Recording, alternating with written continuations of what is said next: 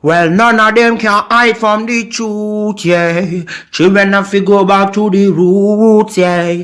None of them can hide from the truth, yeah. Children have to go back to the roots. I'm telling you now, the truth, the truth. Telling you, yeah, the truth, the truth. You have to go back to the roots, the roots. Go to the roots, to the roots. Yeah, man, you know, this is Benjamin out of the Smiling Coast, West Africa, Gambia, representing for the one and only Abu, the big man you don't know, the Soninke warrior, the man that brings the truth, Soninke warrior, the sign of enlightenment, the Soninke warrior, the righteous and the true African. Abu, reveal the truth to them, you know, no matter how them try run from it, because none of them can hide from the truth, yeah. Yes, we have to dig back the roots, yeah. Fire!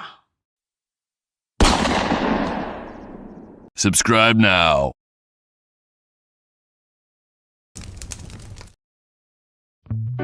I remember the days, all those years ago that never fade away. And I remember your face when you hit the ground. I can recall the time and place on a midnight walk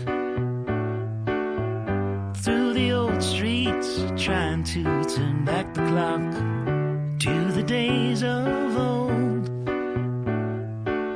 back to the days when all the things we knew were made of gold. As the world moves on, time sings a song. In the old neighborhood, as the clock strikes one, the memory lives just as it stood, like a quiet dream. The shadows of that time are cast beneath the streetlight beam as the world moves. All right, ladies and gentlemen, welcome to the Afridamus Report. I'm your host, Afridamus. I want to bring you another good edition of the Afridamus Report. So, ladies and gentlemen, today, you know, we're doing a throwback. I'm going to bring you a debate, quote unquote.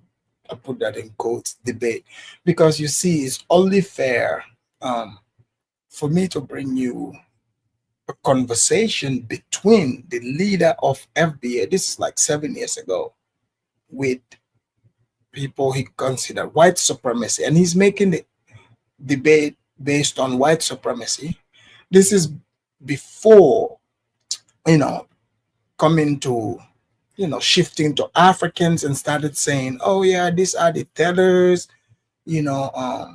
basically the same thing they're practicing right now, which is causing like black fatigue. And you will see even why white people got tired and just ignored them, and Africans are at that point. So I'm going to show you, the conversation here that Tariq is going to have with a white person. Because you see, they said, if you want to, get real honest, truth, not myth, not fake stuff, put a black person in front of white people. Look, I used to be an officer. I know this to be true. All these BS that they tell you they built America, brought, Africans over here. Well, I'm going to bring the conversation to show you, and you're going to hear for yourself. Let's find out if everything you have been hearing, you will see Tariq. Tariq is a representation of how a lot of the blacks are here, the way they think, their level of thinking, it's pretty much the same. We've heard the talking points. They would deflect. If you're talking about like present day, you exist in present day, they would deflect to, eras that they weren't born, you weren't born, nobody was alive, right? They like to deflect to that. So we will see in this debate, if they are going to, if Tariq is going to tell the white man that they built America, they are original to America, and also if they brought Africans over here. So I'm bringing this so that people, you will understand, the type of people you're dealing with. They tell lots of lies. They talk about IQ in this conversation. We would let Tariq himself, even when they talk about intelligence, you would hear for yourself, the group of people that Tariq, to make themselves, the blacks, look good, you would hear the group that he would point to, and you would also hear if he's going to tell the white man if they built America or if they are the original people here. So this would definitely help you understand, because if you notice, like there is, for example, with the white people, the technique that you are seeing that they use with African, for example, these people like to say, oh, in their media, oh yeah, the Africans that are here, are not, they don't like us, the blacks, but the ones back home, they love us, blah, blah, blah. It's the same Africans. We are the same people. My language is still the same. My culture is still the same. Everything is the same. But what they are saying is, oh yeah, the Africans here, they align themselves with white supremacy. What they mean is, when you come here, you get to see what the truth is. You see what the realities are, and you treat reality as reality. And they somehow cannot take it. So I don't want to keep you waiting. We would go straight into the debate. This is between Tariq and a man called Jared Taylor. And it's about, is America a white supremacist country? And they would delve into, racism and white supremacy. And look, guys, I don't even want to spill the beans. I'll just go straight to this and you will see for yourself. So this is for fair use. So let's hear Tariq's debate if America is a white supremacist country. Here we go. White supremacist country. Go ahead, Yes. Tariq. Yes. So the topic is America a white supremacist country? Not only is America a white supremacist country, we live in a complete white supremacist world. The whole entire planet is completely dominated in all areas of activity by systematic white supremacy.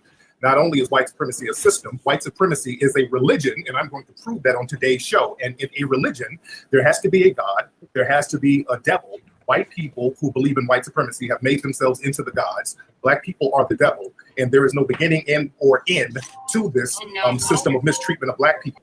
It's a boogeyman concept. In horror movies, you have the boogeyman like Freddy Krueger, like Jason, like Michael Myers. And what makes these movies turn into franchises is that you don't know the origin of these monsters and you don't know how to get rid of the monsters. And that way you can scare people into perpetuity. The white supremacists have done this with systematic racism. Black people are the boogeyman. I'm going to scare you, give me money for the next religious servant. So that's what I'm going to prove today, that white supremacy is a complete global system that dominates all areas of activity. All right. Go ahead and respond, Jared. Well, I'm fascinated to hear that white supremacy dominates the world. I suppose that means that white supremacy dominates Japan and Korea, China, all of these countries that are being extremely successful and are better than white countries in export balances, in the kinds of standard of living that they're achieving.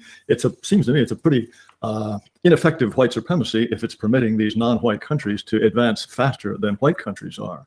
At the same time, in the United States, it seems to me that if it is a white supremacist country, it's one in which it is organized strictly for the benefit of whites so that they can dominate and rule over people of other races. I would assume that that's what's meant by white supremacy. Under those circumstances, it seems to me quite contradictory that we have an immigration policy that is reducing whites to a minority. It's difficult to me to understand why whites, if they really want to dominate, they are prepared to reduce themselves to a minority in which they have less influence, less power, less ability to make the country reflect their own character. Also, in a white supremacist society, presumably whites would be on top in all fields. Why is it that Asians have a higher per capita income, much more likely to get into an elite school? Why do even Hispanics, for example, have a higher life expectancy than whites? There are many, many respects in which the United States is not organized in a way that gives power to whites or that results in whites being on top of everybody else. All of these things would be completely impossible if the United States really were organized in a white supremacist way. Okay. All right. So did you guys hear their opening statements? So you can hear clearly, like, remember what I was telling you guys, the argument these people generally bring to you. They look up to white people. They see white people as God, like above them. So they try to reel you in. This is why when they come, they always try to fixate and tell you, you are, tap dancing to white people. No. They're projecting onto you. They see white people as everything, as God. They think white people are super powerful, right? So you heard it, and nowhere in his opening statement, because you know how they say they built America. Did you guys hear anything in his statement where he said they built America? No. So let's hear more. So clearly, number one, the lies that they tell Africans, oh, we built America. You can see Tariq did not say that here. In fact, he solidified their position as being inferior to white people. In fact, they see white people as gods to them. So this is why, they try to push that onto you. They will pretend like, oh yeah, let's get together. No. You can't get together with the people who worship whiteness. They want to force white people to see them as inferior, meaning that they would have the opportunity to continue their victimhood, narrative. That's what it's all about. So let us continue to hear. The man made a good point. If America was such a, white supremacist country, why those Hispanics have a higher life expectancy? And then he named other groups too. So here we go. Let me address all those things in unison. First, you said if we were in a white supremacist world, places in Asia like Japan, China, and Korea would not be doing better than white supremacist nations. Understand, China, Korea, Japan, and all the Asian nations are completely dependent and under the subjugation of white supremacy. There was an old saying in the United States, you don't have a Chinaman's chance in hell. They are allowed to thrive by the white supremacists. They can stop them from thriving at the drop of a hat. As a matter of fact, speaking of Japan, they blew up Japan at one point and then helped them get rebuilt back together. So the white supremacists dominate those Asian nations. Let's talk about Korea. We're talking about blowing up Korea right now because Korea is not playing ball, so to speak, and they just put trade sanctions on North Korea. So they can put sanctions on countries, they can blow up countries, they can do anything they want to countries, create computer glitches, do anything they want to destroy these nations anytime they feel. They let them thrive, and the opposite term is let. Here in America, for a long time, Asians were looked down upon. Then all of a sudden, when they had the civil rights movement in the 1960s, Asians became the model minority because white supremacists elevated the Asians to undercut any type of black progress. So any progress that an Asian nation is doing, they are allowed to. Asians, as a matter of fact, some Asians have been looked at as honorary Nazis by Hitler. He looked at some of them as honorary Nazis. So again, the operative word is allowed. All right. So are you guys hearing this? So clearly, because majority, they listen to Tariq. This is what they go about. This is why yesterday I was making sovereignty clear. So Tariq is saying, that white supremacists allowed they're allowing China to be powerful. They're allowing, you know, Korea to be powerful. They're allowing North Korea to do, you know, to be able to have their, you know, nukes, when clearly, like, we all know, if the United States can control North Korea and China, they will do it, right? We know this. You know, we hear about the trade wars, the deals. Everybody with common sense can see this. But Tariq is talking to a group of people that he's coming from. This is the mindset. They have no understanding of how the world works. All they see is they are victims, they are subjugated. So, you know, imagine somebody arguing for their own failure. Think about this. Arguing to be in the bottom. So that's the argument that Tariq is doing over here. So let's hear what the white man is going to say. Gracious. So China is advancing, or Japan has done well, simply because the white nations, I assume you mean the United States, or are Germany, Sweden, Denmark, we're all in it together to let China progress? We're all in it together to let Korea and Japan progress? Or is it just the United States? Are we the top dog, or do we have to consult with anybody else in order to let the Chinese go on to eventually become a larger economy than ourselves? Well, we know that China was still dominated and was colonized by Britain until fairly recently, the economic hub of China. 19th century. Yeah. 19th century. Talking about the opium war. I'm talking about now. Sir, we're talking about, sir, like in the 90s, Britain just really. So they like to throw in colonization, especially when they're talking with Africans, right? They're not, if you go on their platform, they're not going to let you correct things. They will keep muting you. Colonization have ended. So the man, you know, because they don't understand how the world works, because they see themselves as victims. Not China, exactly. Hong Kong, the island, not mainland China. But I mean, how would Tariq know? Oh, the people he's coming from, you know, all they see is black and white. They do not understand the world. They don't understand how the world works. They don't understand that, you know, the British, you know, only occupied Hong Kong. Hong Kong is a territory of China. But, you know, for example, like when they're talking about African countries, they do, oh yeah, they colonize you guys, like they colonize the whole territory. Like they do not understand how the world really works. All they see is, okay, we, you know, plantation. So therefore, you know, since white people were able to enslave them in plantation, so they think white people were able to do that to the whole world, which is crazy. But here we go. Got their stronghold out of China. So when I talk about white supremacy, I'm not just talking about the United States. I'm having, I can't hear nothing. Hold on. Well, we can hear you. The mic is fake. You can see it. He's not talking in the mic. You can tell by the way. So now he's, you know, because he's seeing that they're throwing it at him, he can see that. He knows he sounds dumb, right? You know, if he were Africans, he'll be insulting them, trying to pretend, oh yeah, we built America, but he's not doing that here. He's trying to pretend like his mic doesn't work, because the facts have been laid out versus the myth. So here we go. Okay, we can hear you. Okay. Yeah. I was looking at the playback. Okay. No worries. Go ahead. But like I said, Britain just got their foothold out of China directly. They were directly colonizing it. And they still do economically. They still control the economics, the trade, all of that is made. Yeah, because they control the trade. They can put trade sanctions on any of these Chinese, Asian, any of these nations. The white supremacists control directly and indirectly. And the most indirect way they control. So do you guys understand how dumb he sounds? Oh yeah. So the United States, white people can control China economically now. Do you guys see how stupid the guy sounds? But the people he's leading, they buy this because they see white people as gods. They think because the way they are dominated, you know, like, I mean, they're talking about America, but you know, he likes to make it global. He is sitting here. This happened in 2018. He is telling people on the internet that, yeah, the United States can now control China economically.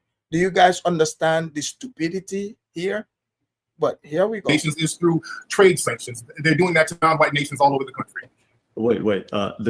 Japan and China both have an enormous trade surplus with the United States and with Europe. They are outcompeting us on trade. We are just generously letting them sell more things to us. We are just generally letting them accumulate our assets. We're just generally letting them buy our own factories. This is all just some sort of deep white supremacist plan to make them look like they're controlling us when we're in fact actually controlling them.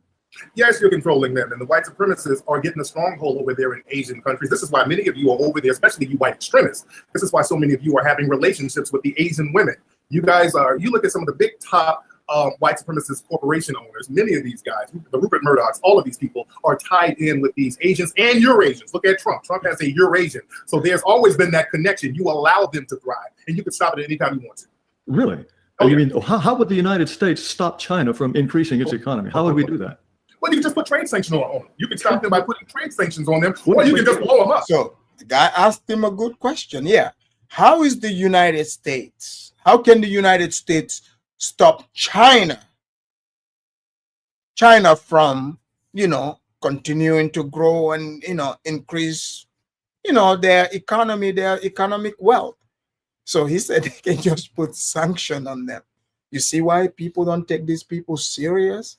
He believes the United States, yeah, they're just gonna put sanction on China, and that's gonna stop China from growing. And there are people that he speaks to. Clearly, you can see they listen to him.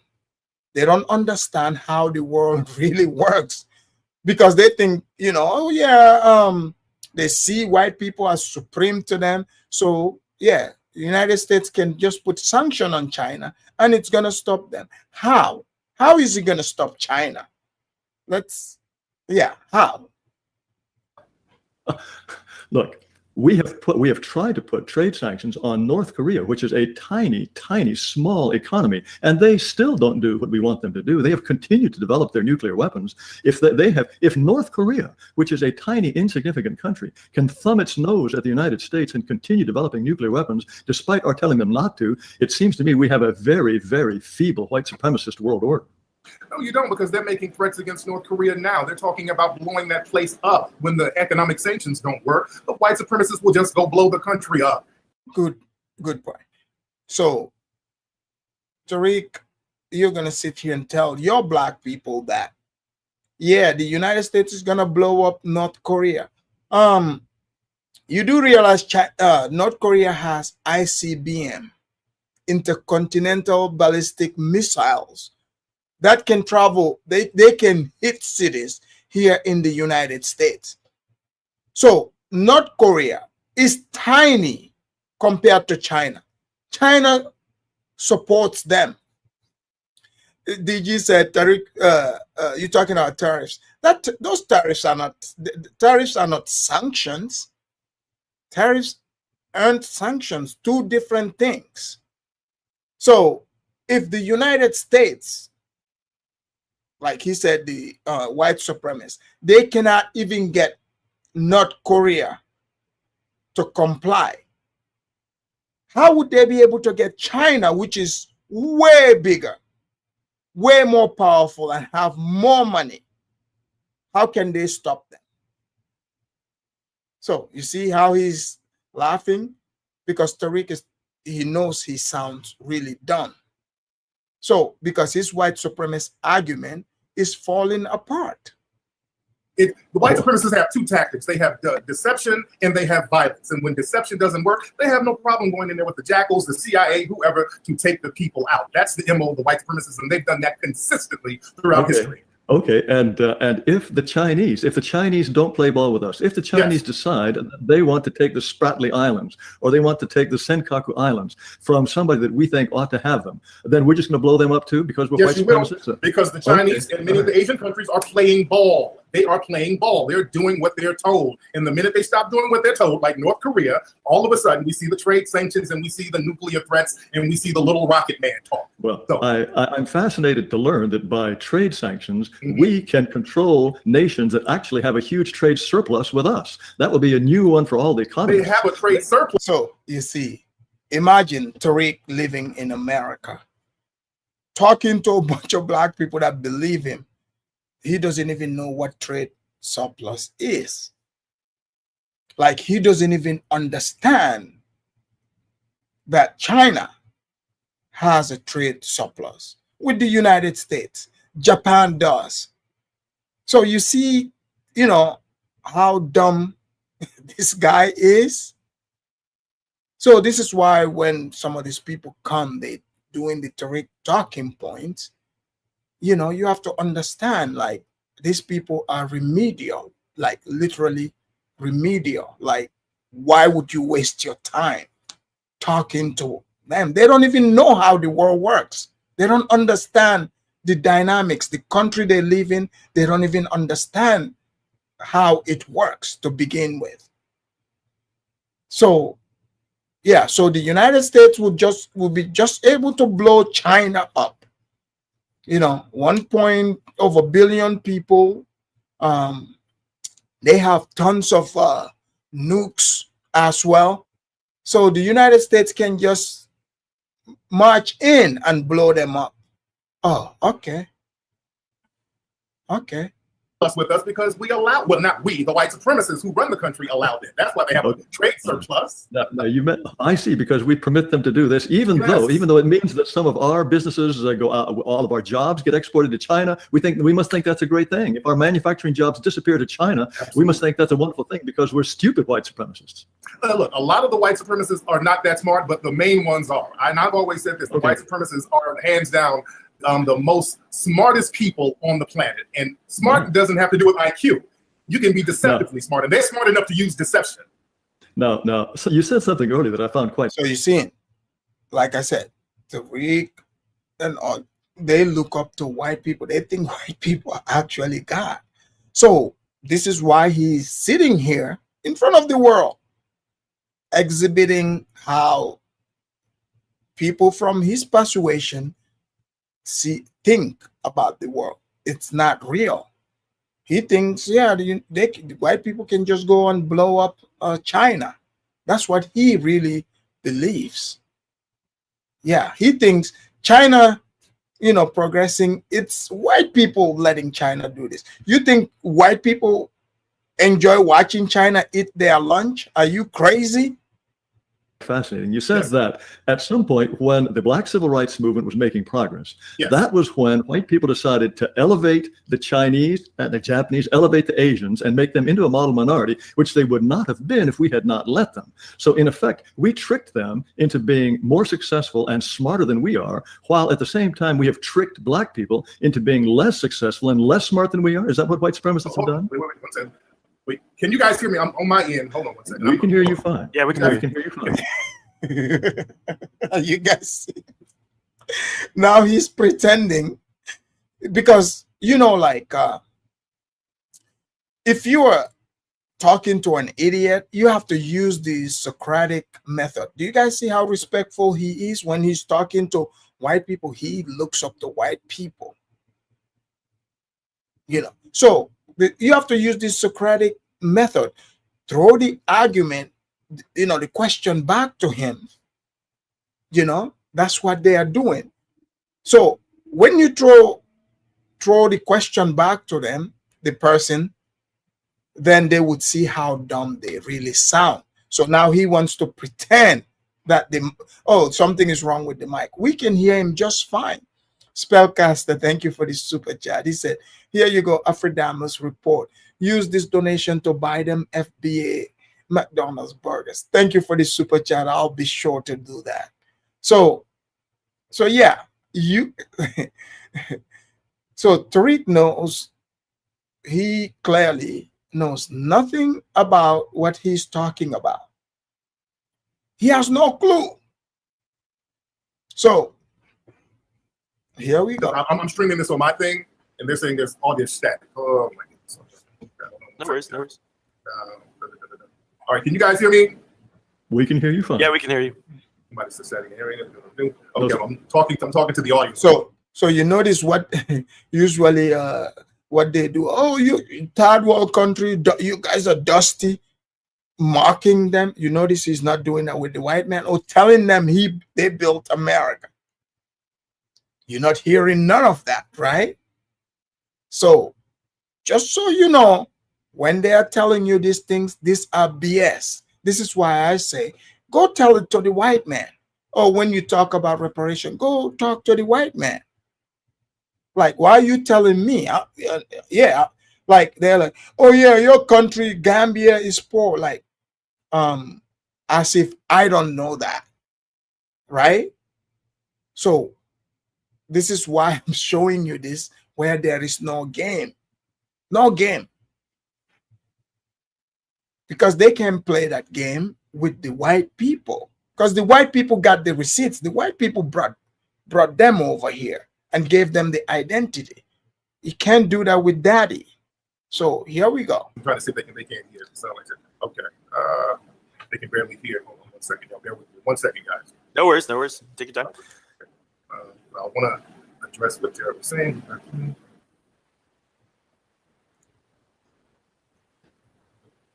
Come on, Tariq. We can hear you. Everything good? Hello? Hello? No. Hold on 1 second. Okay. How about in the chat room? How was that? Was she there from? What are they saying? Audio. Okay. Tariq, are you googling the answers right now? No, I'm streaming live, and the people saying they can't hear me, so I can't stream live. I just have to use, I have to download it. So I got to stop streaming live. So I'm not googling anything. But let me stop. Are you guys seeing this? I'm just joking. He was probably googling. Okay. Okay, yeah, no, you have permission. Yeah, you have permission. You can use this video on your channel. You can mirror it or whatever you need to do. Okay. All right. Let me just do that. No, let's get back into it. Let's get going. Yes. Let me repeat my question. No, it was recorded in 2018. I watched this live when it took place. So this is how you know he's faking it. The mic wasn't even on because he just took off the headphones. You guys are seeing me like right now, like I have the headphone on. Okay. If I unhook it, I wouldn't be able to hear what is being said. So it's fake. The mic wasn't on. He could hear them the whole time. Everything was working. So here we go. Go ahead. You said something about how when the Black civil rights movement got going, then the white supremacists, so we white supremacists, decided that we were going to elevate the Asians into a model minority. And I suppose they would not have been a model minority unless that we had permitted them to. So we more or less tricked or browbeated or somehow made them into a group that has a lower crime rate than whites, lower illegitimacy rates than whites, more successful academically than whites. We tricked them into that. Whereas in the case of Black people, we tricked them into having a higher crime rate and a higher illegitimacy rate and a higher poverty rate. Does that pretty much summarize your view? Well, the thing is, so good question, because you see, Tariq set himself up, just like I keep saying, even yesterday, like with the topic, right? When you get these extreme, Black extremists, identitarians, because everything for them is race, they cannot have, like it has to be about race, and that is centered around them. So they would talk about the civil rights. Everybody knows what that was about. The whole world knows it. But Tariq pretty much is saying, okay, they tricked the Asians into being able to, be willing to marry each other, have good education, make higher income. So somehow they tricked the Blacks into being less than. So let's hear how Tariq is going to answer this question. Tariq is, I'm not sure. I don't know if he's just dumb or he's deliberately misleading the Blacks. Like the ones that are so dumb, they don't understand how the world works. He is deliberately misleading them. I mean, it has to be, because anyone with a little bit of sense should be able to listen to this and know that, what Tariq is saying is dumb. But many don't even, they bought into what Tariq is saying. This is 2018. So mind you, Tariq grew ever since that. So this was the time that he keeps saying, talking about white supremacy was popular. So now he shifted it to Africans and Caribbeans. But here we go. Even before the civil rights movement, the Asians had a low crime rate and black people had a low crime rate, but you still had the yellow peril. You still dominated and mistreated them and used coded language and not so coded language to disparage them openly. Wait, I want to get back to this model minority stuff. That's where I'm going with it. That's where I'm going with it. Before they were the model minorities, the crime rate was low with people of Asian descent. They weren't committing crimes. They didn't have out of wedlock babies. They were just doing their thing. Nothing changed with them. Nothing changed with them after the civil rights movement, other than the white supremacists wanted to use them to undercut black society. So you notice how, again, like I said, this is always a way that these black extremists do. They like to center the conversation about, they somehow, even if they're not part of it, they try to bring themselves into it. He's trying to add Asians to bring a connection, with Asians having anything to do with the civil rights, right? That's what he's trying to do. So you notice also in this conversation, he's not telling us what they've achieved in the civil rights and what it's about. So he's like, oh yeah, the white people made the Asians modern minority. Why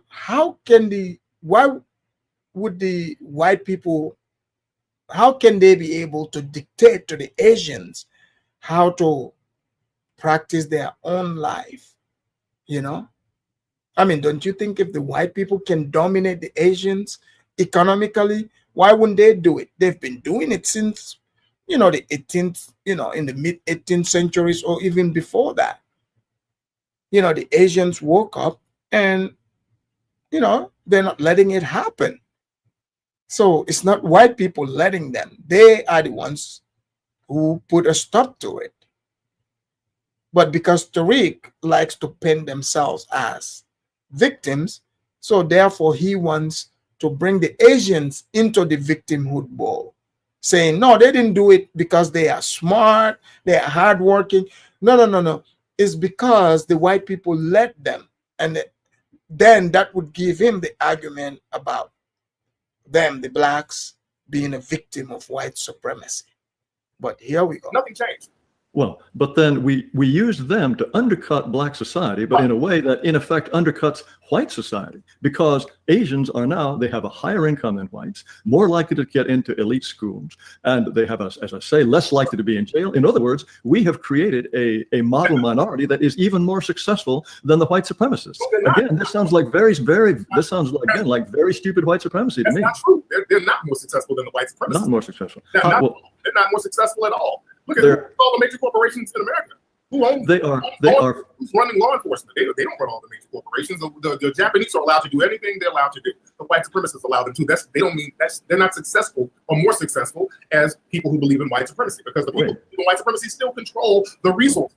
The Asians have higher per capita income by far. Indian Americans, for example, have a much higher per capita income than white Americans. Chinese, Japanese, as I say, they're much more likely to get into elite schools, and there is nothing stopping. Look at the Silicon Valley. Silicon Valley is full of Asians who have these great programming jobs. They are extremely successful. Now, if 5% of the population, just let me finish, please. If 5% of the population. So you see, the man is laying it out. So let's see. So Tariq wants to tell us that in this debate so yeah, the Asians being smart, going to the elite schools, making more money, Indians as well, because Indians are Asians. So white people just, allowed the Asians to come here and make more money and be more educated than white people. This is what Tariq is trying to tell us. Okay. Does not yet have a dominant position in running Fortune 500 companies. That will just come in time, given the kinds of advantages that they now have. Again, this seems like a very, very nearsighted and foolish white supremacist policy to build up a group that is being more successful than whites themselves. They're not. I mean, just saying that they're more successful doesn't mean that they are more successful. You allow What they have to be. You allow them to thrive. And the minute they do something that you don't like, just like any other immigrant group, Hispanics, they were brought in to undercut Black society as well. Now that they're used as a political point, now the Hispanics are bad. So everything is centered around Black. Everything is about Blacks. Yeah, so Hispanics were brought here to undercut Blacks. Asians were brought here to undercut Blacks. Everybody is brought to undercut Blacks. Do you guys see Tariq's argument? This is real dumb. Now all of a sudden you're throwing people out of the country. So the key word is allowed. You can do anything to any immigrant group you want to because as white supremacists, that's what you do. Wait, if we decided that the Asians were getting too big for their britches, yes. what would we do? You would throw them out of America just like you're doing Hispanic groups, Muslim groups. Wait. They're American citizens. We would strip them of citizenship and throw them out. Is that what we white supremacists would do? Absolutely. Oh, Yes. Okay, I see. I mean, Black people are technically citizens, but the Constitution is completely violated when it comes to Black people. They violate. What do you mean technically citizens? There's not technically. They are citizens. Do you guys see what he did there? He's like, oh, Black people are technically citizens. Not technically. They are citizens here. So Tariq is trying to say, oh, yeah, if you, the Asians, making it big, making money, being successful, yeah, the white supremacists would kick them out of America. But the guy's like, wait a minute, but they're citizens. If they're citizens, how are we going to be able to kick them out? So now, do you guys understand their third argument they bring? They don't respect other people's citizenship. They only respect white people's citizenship. This is why they would tell somebody who's been here, like let's say Jamaican who was born here, Nigerian, Ghanaian, other people, or even naturalized, they would tell, oh no, you ain't no American citizen. How can you take them serious? You cannot, because clearly they don't understand American laws, how it works. Every statute of the Constitution when it comes to Black people, and we're citizens. The Constitution, citizenship means nothing in a system of white supremacy. Okay, how is the citizenship of Black people violated daily? How is for example, how is the separation of powers in the Constitution violating the citizenship of Black people? Oh my God, the Second Amendment, Philando Castile, he legally owned a gun, got his brains. I'm talking about the separate. You said every single article. I'm just giving you an example of. I can go down all the statutes: the 8th Amendment, the 13th and 14th Amendment. We don't get equal protection under the law. Black people can get legally murdered by a white supremacist race soldier, and nothing is going to happen. The Constitution does not protect us. So the Constitution is toilet paper to white supremacists. Your boy Richard Spencer even said, "I don't care nothing about the Constitution. I care about survival." Again, how does the separation of powers oppress Black people? You said every aspect of the U.S. Constitution oppresses Black people. How does the fact that the president has to be 35 years old, how does that oppress Black people? How is it that the citizenship of Black people is ignored by every aspect of the Constitution? You played a word game. I didn't say that. I said it doesn't protect Black people. I didn't say the Constitution oppresses. White supremacy oppresses all non-whites. The Constitution doesn't. No. He's not going to answer the question. The man just asked him. So if the Constitution is there saying, hey, you got to be 35 to be able to run for president, how does that oppress Black people? It doesn't say only white men who are 35 years old. So now he's going to deflect, and now he's trying to say to all non-white people, people who are not white, and which is clearly not true. He's not going to answer. He talks about Philando Castile. Okay, sure. Philando Castile, how does what happened to him translate to every single Black person in America? Yeah, that cop was scared. He shot the man. It was wrong. But how does that translate to everybody? He's not going to explain that. Protect Black people. Watch the words, Derek. Let's watch the words. I'm very clear about the words I use, sir. Not clear to me, but you seem to think. So let me get something else straight. Yes, sir. We white supremacists brought Asians in to undercut black people, right? Yes, you did. Why did we want to do that? Why did we want to bring in yet another group, unlike ourselves, who is increasing in numbers, who is electing people like themselves to the Senate, got people like themselves on the Supreme Court? Why did we bring yet another group that is different from us? And what did we achieve in terms of oppressing black people by bringing these Hispanics in? Well, you classified Hispanics as white. 95% of Hispanics are classified as white because all white Anglo numbers are declining. They've been declining for years, and you need other groups to help boost your numbers. So Asians are the reserve white people now because many Hispanics are classified as white to boost up the numbers for people classified as white. So you always bring in these different groups. So Asians and Hispanics are now white. They are the reserve white people. The man asked him a good question. Don't you think, if the race is what matters, why wouldn't they just bring people from Europe, people that look like them? Why would white people bring in Asians and Hispanics just to suppress, the blacks, when these are not even white people? We all know that these are not white groups, but okay. To boost up the numbers. Wait. Sounds like Asian supremacy to me, right? If we cared about the number of white people, why didn't we bring in more white people? Wouldn't that be the obvious thing to do, rather than bringing in people who are obviously not white? Well, the thing is, classify a white person. What makes a white person white genetically?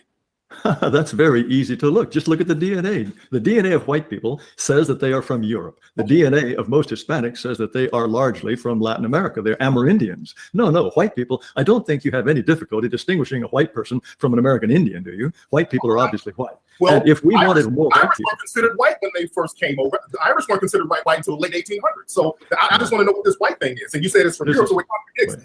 There's a contradiction. I want you guys to hear Jared come and debunk the lie, because they like to run around, like Tariq and others, they like to run around. Oh yeah, the Irish and Italian, they were not, considered white. Irish are clearly white people. So let's let Jared explain. Italians weren't considered white really until the 1930s and 40s, sir. They weren't considered white.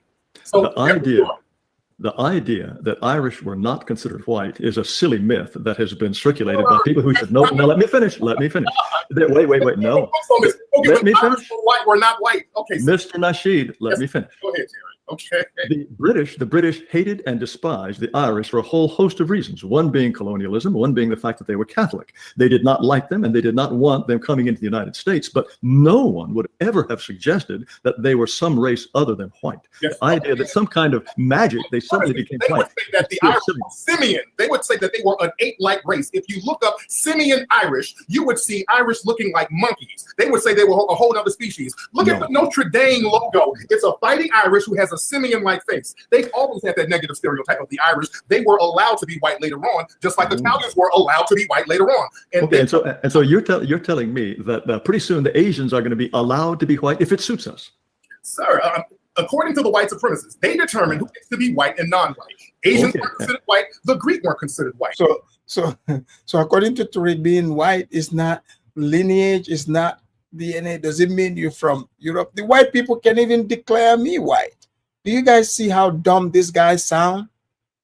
He is sitting here telling us that, like, the white people, the British did not like the Irish because, they had beef, colonization, different religion. But that doesn't mean they were not white.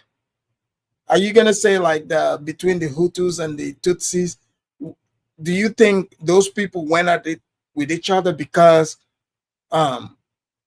they didn't consider one group didn't think the other group is African? Is he crazy? There's a reason why they call Italians Guineas. Guinea is another code word for African. So they've always allowed certain groups to be white, and they would take their white status away and give it back. If we really cared about maintaining a white majority, why do we let Africans into the country? DG, Arabs are not considered white here. I can tell you that. Like some groups, people consider, they would look at them and say, for example, like Turks. Turks are Caucasian. Iranians are Caucasian. Yeah, Arabs are Arabs. I can guarantee that. No white person is running around here calling no Arab white. Like, no. There's clear distinction between those two. Everyone knows that. So now he's asking him, if that were true, why would they let Africans in? Here we go. According to your view, Africans are the devil people. Africans are the whole reason for white supremacy. Africans are the only reason we ever care about Asians, because that's a way to put blacks down. The only reason we have anything to do with Hispanics is another way to put blacks down. Apparently, white supremacists are obsessed with black people and want to put them down. Why, in that case, have we admitted more immigrants from Africa than ever came to the United States in the slave trade? They're not. So you hear that? So let's see how Tariq's gonna answer. You notice the white man said, we, meaning the white people, admitted more Africans into America, way more than they did during, slavery. You see, Tariq didn't say, oh no, we the blacks, we're the reason why the Africans came here. Did you guys hear the white man just told him, we, meaning the white people, admitted Africans in. So the blacks did not bring, say we fought for you to come. Not true. Why did you guys hear this? Tariq did not argue to say, no, we're the ones that brought the Africans in here. He didn't say this. So when you hear him bringing this argument and the others, now you know that that argument is debunked. They just say it just to say it. It's not true. It's not true. So let's see how Tariq's going to respond. If what Tariq is saying is true, the man has a good point. Why would they allow more Africans into America than during slavery then? Many Africans that are allowed over here. I was just in Africa. Why even one? Because certain African people, and I'm going to tell you, when I was over in Africa, they are screened to the point where if they come over here, they're going to have to directly work with the white supremacists to undercut. Are you guys hearing this? So for African to come here, you're screened, and you have, they have to make sure you're going to work with the white supremacists. Let's hear the other criteria. Black people too. Okay. Bring in people, and they make sure that African immigrants do not hook up with African Americans. There were papers in the 1970s trying to prevent African Americans from linking up with people in Africa. Let's go back to the Marcus Garvey movement, back to the 1920s. So you notice they do this babble, and then they would shift to far out like 1920s. No, let's talk about now. I want to talk about Marcus Garvey. Did you guys hear the lie here? So white people apparently tells us, the Africans that come here, they make sure we don't, hook up with them. So they've just follow us around here in America to make sure we are not hooking up with the blacks, having anything to do with them. Are you guys hearing this? Let's hear more from Mr. Nasheed. 20s and the 1900s, when black people were trying to go back to Africa with the Marcus Garvey movement, they went in and undermined that as well. They never wanted us to hook up with each other, so they would bring over African people as long as they don't hook up with us and do the bidding of white supremacists. Oh, no, okay. Now let me get this straight. Yes. The white supremacists let in Africans after they have carefully screened them to make sure that they will cooperate in a white supremacist system of holding down and exploiting American-born blacks. Is that correct? No. Didn't say all that. Okay, yeah, school me on this. They don't hook up with us and make sure they're on their P's and Q's. I was over there in Africa. They told me there's so many hoops they have to jump through to get over here. They have to change their names. They were telling me all types of horror stories. Yes, they were. Oh yeah. So you guys didn't know this. My name used to be Umbutu Ulamalangala, but coming to America, I had to change it so that the white supremacists would be comfortable. Are you guys hearing this dumb talk? So you guys heard clearly the Tariq out of his own mouth said and agreed that, white supremacists are the ones that screened us, the Africans, to be able to come here. So that means them, the blacks, have nothing to do with us coming here. Are you guys heard it here first. So admitting So that means running around when the blacks saying, "Oh yeah, we the reason why you came here. We helped you." So know that it's a damn lie. So Nightingale said, "Afridamus, did the white supremacists give you the talk to stay away?" No, they didn't give me the talk. But according to Tariq, the screening, I was able to pass the white supremacist test. They knew that, okay, if we let Mr. Afridamus in, he would definitely, side with the white supremacists. So you notice, Tariq, if you want to have a white, like a black person in America, tell the truth, put them in front of a white person. Put them in front of a white person. You notice he didn't tell the man like, no. We were the ones that fought for the Africans to come here. So we no longer want to hear any of you, especially on this channel, to bring that BS talk. Your Messiah, Tariq Nasheed, just exposed you to let you know it was the white supremacists that allowed us to come here, screened us to make sure, and then tell us not to hook up with the blacks. Well, I didn't get that screening, but according to Tariq, we did. And he said people got to change their names. I don't know about all that, but all right. So that they shouldn't even use their African names if they can. They don't use their African names? I've never heard. I mean, every Nigerian I know that lives here has an African name. Now, did they tell you that they were told, okay, we have this white supremacist system going here, and we're going to let you in only if you cooperate with our white supremacist system and hold the brothers down? Is that what they're told? They didn't say all that. But the thing is, the reason why they would have to come over here anyway is because the white supremacists have destroyed their own nations over there. Understand? Okay. The reason why they would have to come over here is because all the resources are hoarded over here. Okay, all right. And they try to get over there. Okay, now I have another question. So you guys heard it. The white supremacists came, they destroyed our country, they hoarded our resources. So we are here to collect our resources. So we don't want to hear you blacks talking about you're the ones helping us. We are here to collect what was taken from us. Thank you, Mr. Nasheed, for making that clear. See how he's laughing? He knows he's goofy. Do you guys hear this crazy talk? But let's continue. I have another question. White supremacists are shooting them down in the ocean. So why is it? Story about white supremacists as well. Why is it that we white supremacists are happy for the Asian countries to develop? Why are we happy for the Chinese to go over and help exploit Africa? But we don't want Africa to succeed. I mean, why do we care? What is it about us that? Yeah, that's a great question. Yeah, give me an answer. White supremacy has a racial hierarchy. Right. Okay. Yeah. It's white on top. You might have the Asians on the next, Arabs here, Hispanic whites here, and blacks have always been on the bottom. Blacks got to be on the bottom because black people, we have the genetic capacity to annihilate the entire planet sexually. Because when we procreate with you, the offspring is going to be non-white. So black people are greater genetic threat. So we have to be on the bottom.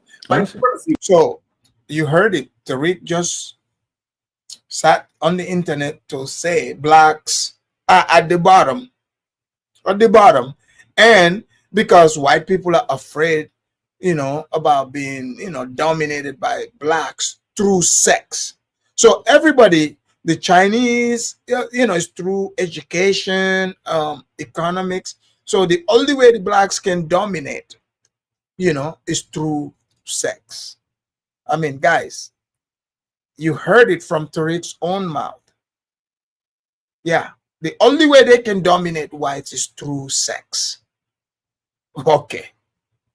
White supremacy is crystallized on how black people are mistreated. This is why when you bring Asians over, the Asians start doing their little nigger jokes when they get around you. So all these other groups their lot in the system of white supremacy is determined on how much they mistreat black people. What was that about? How much they dislike black? In other words, we train the Asians to dislike black people. No, Jared. Listen to what I'm saying. Yeah, I couldn't hear that last part there. When you get other groups around, bring in other groups, other Asian groups, other Hispanic groups, when you bring them in, for them to determine their status with you, to become honorary white supremacists themselves, they have to display anti-black hatred. You Oh, understand? I see. I Okay, see. for example, let me give you an example. Peter Liang. Peter Liang is an Asian guy who shot a black man in New York. Asians all around the country got together to protect this Asian man from killing a black person. So they have to be honorary white supremacists to a certain degree in order to remain in good standing with To remain in, wait a minute. This guy was a policeman, as I recall, and he fired his weapon and it ricocheted off the wall, and it happened to kill a black person who was in one of these public housing things. It was very, very clear that he did not intend to kill this guy, and it is not at all. So Tariq's idea, so Asians support another Asian who accidentally, you know, in this one of these public housing places, you know, just like they had in Chicago, where they put those blacks in zip tie because they're in public housing, you know, because they dropped off all those illegals there because the blacks do not own that public housing. It's government housing. So this guy Peter Liang fired a shot, you know, I guess it's accident, it bounced off the wall and hit the black guy. He died. So he's on some people, they support him. So now all of a sudden that makes them white supremacists. So does that mean blacks are white supremacists for coming out to rally for blacks who died? Or people who are supporting the young man in Texas that stabbed the white kid? Like, Tariq is not making sense. And Nightingale, you're right. According to Tariq, he's talking to white supremacists. He managed to make him sound more reasonable than him. Surprising that people should rally to his defense. Now, I'm again interested in this idea that we can make honorary white people. And where is your evidence that white people, that Asians, if they're the number 2 bunch, where's this notion that they're honorary white people? So let me back up a minute. You said he didn't mean to kill him, that he was in violation of pulling his gun. He shouldn't pull his gun out. He shouldn't have the finger on the trigger. He lied about what happened on the police report. So if you're shooting people by mistake, why is it that black officers go to jail when they shoot people by mistake? A white kid was shot down in New Orleans by a black officer by mistake, and they gave the officer 40 years. So there's always that white supremacist double standard there. And you extend that double standard to Asian groups and many Hispanic groups, just like the guy who shot Philando Castile up in Minnesota. But that's neither here nor there. So your next question was what, sir? Well, let me have. I'll approach things from a different point of view. I am fascinated by your conviction that. Well, first of all, okay. Now, it's interesting that you said the reason white people are so obsessed with blacks. I mean, it sounds like everything we do has to do ultimately with black people. What we do with Asians, what we do with Hispanics. Hold on. What we do with all of these other people is merely a function of our absolute obsession with black people. Is what it sounds like. White supremacists, yes. The white supremacists probably think, 8 hours of every day at least wondering what to do about black people. We're just obsessed with black people. And the reason for that, 24 hours. 24 hours. Sorry. Okay. No, we are thinking about black people 24 hours a day. We wake up in the morning and we spit on our hands, we roll up our sleeves and think to ourselves, what are we going to do to black people today? Is that how we operate? Well, the white supremacists, again, white supremacy is a religion. And a religion. Yeah. Okay. Wait, I want to ask a question real quick. Tariq, do you believe that Jared is a white supremacist? I just want to be clear because you keep saying white supremacist. Do you believe he is in that category? Yes, Of course he does. Of course. All white people are white supremacists. No, they're not. All white people are not white supremacists. No, they're not. That's why. How do you classify the difference? A white supremacist is a person who believes through speech, thought, and action that they should dominate, control, and mistreat non-white people.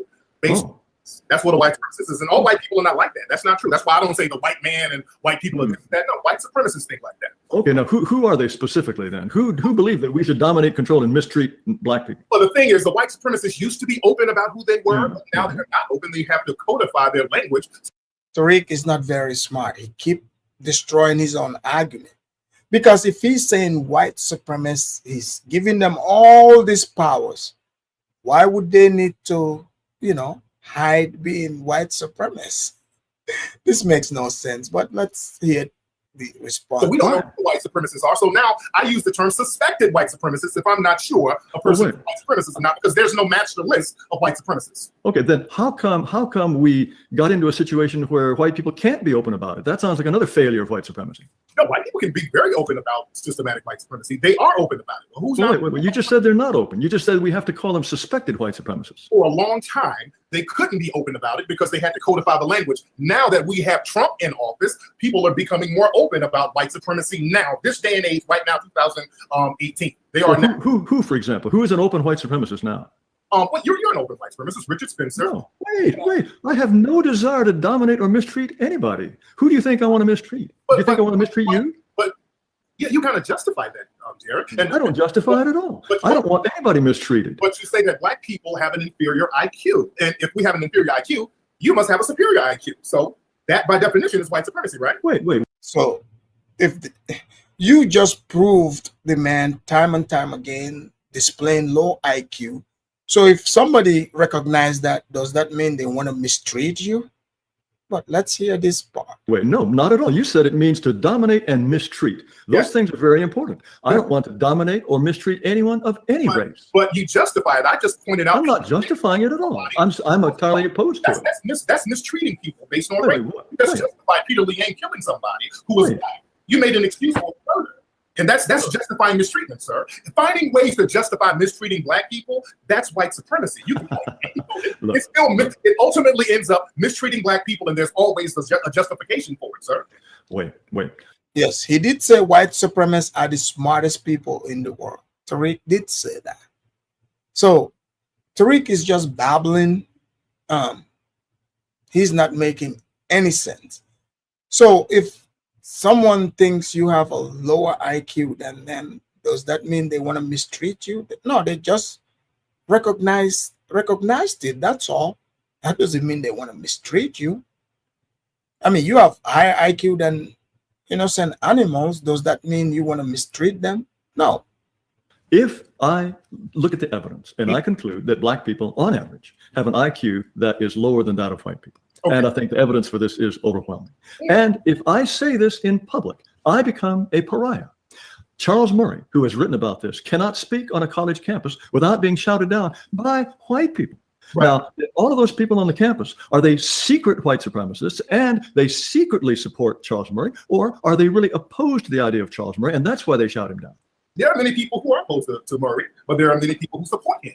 We don't know. We can't quantify. We don't know who supports him and who's opposing him. But there are a lot of. This is why I say you have white supremacists and white people. All white people are not white supremacists. There's a lot of. How many do you reckon are white supremacists? I have no idea. I cannot quantify it whatsoever because I know that the white supremacists are the most powerful people. How do you? Well, wait. The most powerful people in the United States. We can. So, person in the chat say, "Oh, he didn't say that." So now slowly you're hearing it. He just told you white supremacists are the most powerful people. He would get to telling you also that they are the smartest people. The United States on the planet. The white supremacists are the most powerful people on the planet, not the United States, the planet. The white supremacists dominate the planet. Okay, then if we pick out the most powerful people on the planet, then we can be sure they're white supremacists? Yes, most of them, yes, absolutely. Okay. Or suspected white supremacists. Some are white supremacists, some are suspected white supremacists. The most powerful people on the planet. Probably. White supremacists or suspected white supremacists. Like Donald Trump, he's one of the most powerful men on the planet. He's a suspected white supremacist. Some people say he is a white supremacist. I say he's a suspected white supremacist. His entire cabinet is full of suspected white supremacists. Okay. Now, so some of the most powerful people in the world are members of the U.S. Supreme Court. Are they white supremacists? Is Ellen Kagan a white supremacist? Is Sonia Sotomayor, is she a white supremacist? Well, let's look at the Supreme Court. The Supreme Court put down a ruling, and it's never been overturned, that a black man has no rights a white man is bound to respect. Oh, for heaven's sake. Again, you notice. So he's going to try to go back to slavery, per usual. Again, we can't talk about 2018 or 2025. No, we got to go back to slavery. Okay. Sir, the Supreme Court used the word white supremacy and black inferiority in the Taney ruling with Dred Scott, and they never overturned that. As a matter of fact, the Dred Scott decision was used in a court case a couple of years ago. Well, Nightingale, in Tariq's world and the people that follow him, all the powerful people in the world are all white and white supremacists, according to them. No other race is powerful. It's just all the powerful people around the United States, in the world, they are all white. And not only white, but white supremacists. You see how their logic is? Inferior thinking. So therefore they try to impose that on everybody else. Yeah, according to them, every powerful person is white and a white supremacist. Okay. So, sir, the white supremacists, they dominate the Supreme Court as well. Look at the documents. I'm talking law. I'm talking law.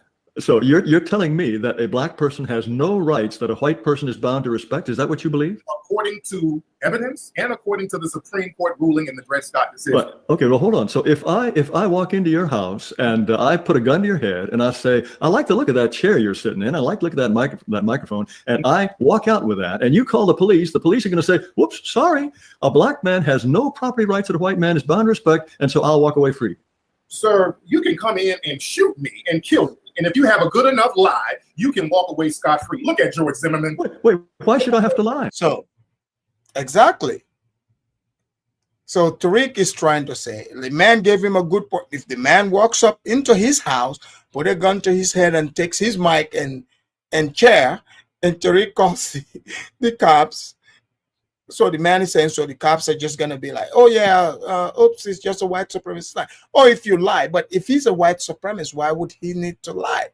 He will just say, I'm a white supremacist, he's black, he's inferior. You know, that should be the end of it if America is a white supremacist country. You see how dumb Tariq is? He didn't even, take that into consideration.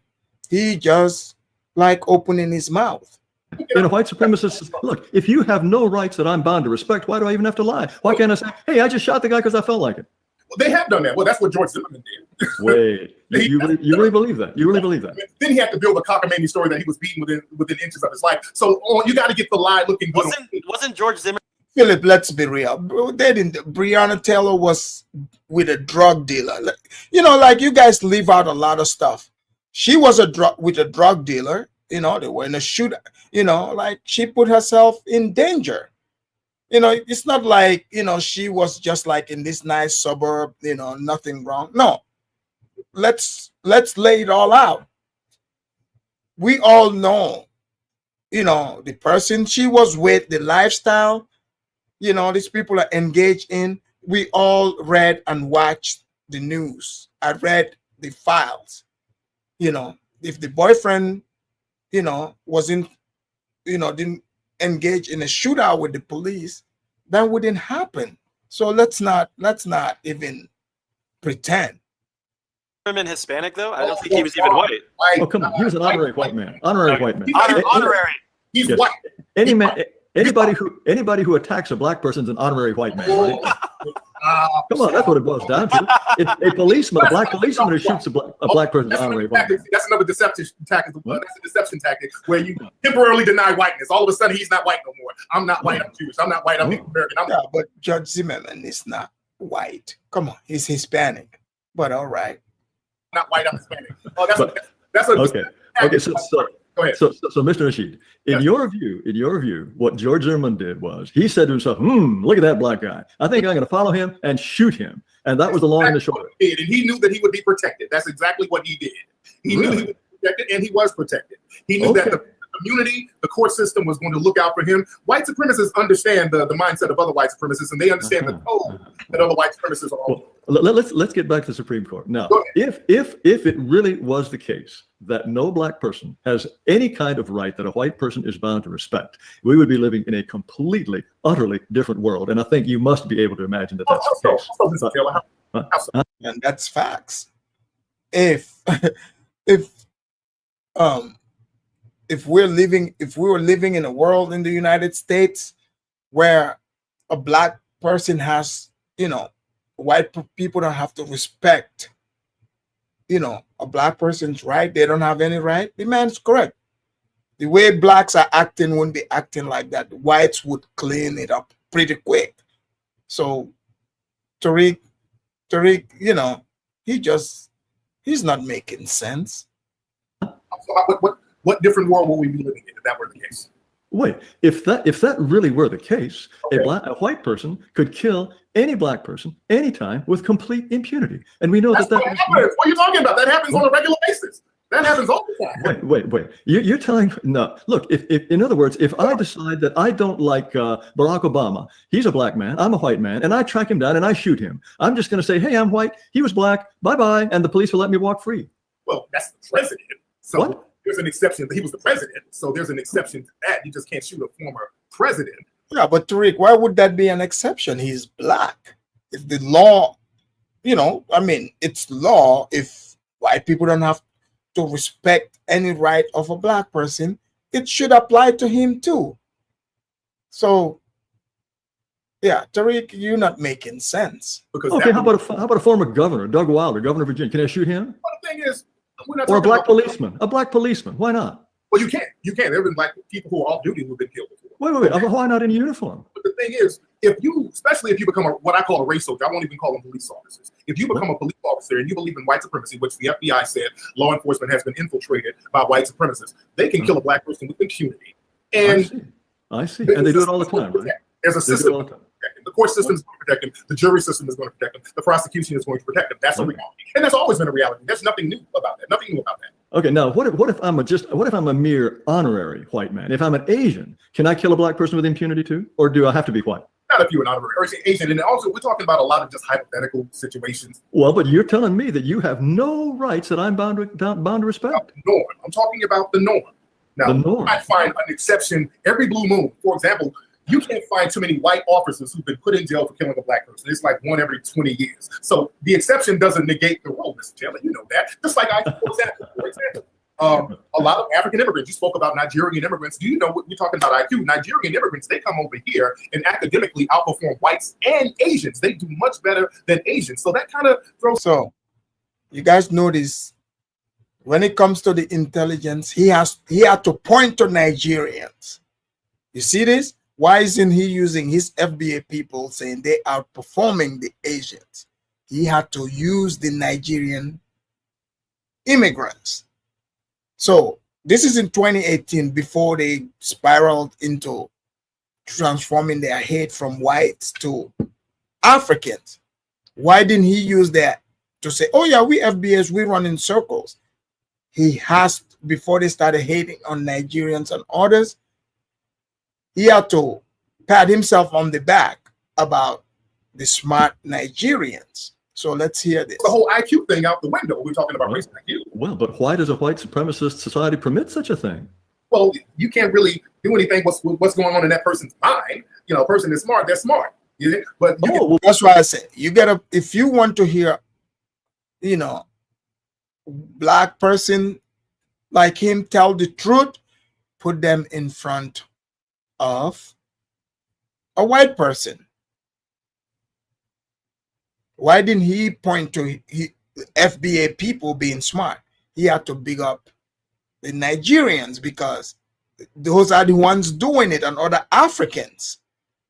So I thought he said that now they say Nigerians, like now they will tell you, oh, Nigerians are not black. How come? But when they go to white people, Nigerians are black all of a sudden. So just wanted to note that. Well, wait, if people are smart, they're smart. You're assuming, of course, that on average, black people are just as smart, maybe smarter than white people, right?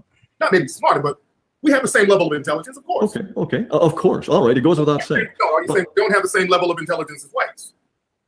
Oh, you said the FBA scientists on TV? Most of those are like DEI scientists. That's why to name those scientists, because a lot of the few one that I see, the astronomy guy, those are DEI scientists. You know that. Okay, I was just checking on that. I thought you might think that black people are actually smarter, but let's get back to the Supreme Court. But you danced a little bit. You're dancing with the stars. Do you think that black people have equal intelligence as whites, Mr. Taylor? No, I don't. On average, the black IQ is 85. Why are black people as smart? What is it about black people that makes them less smart?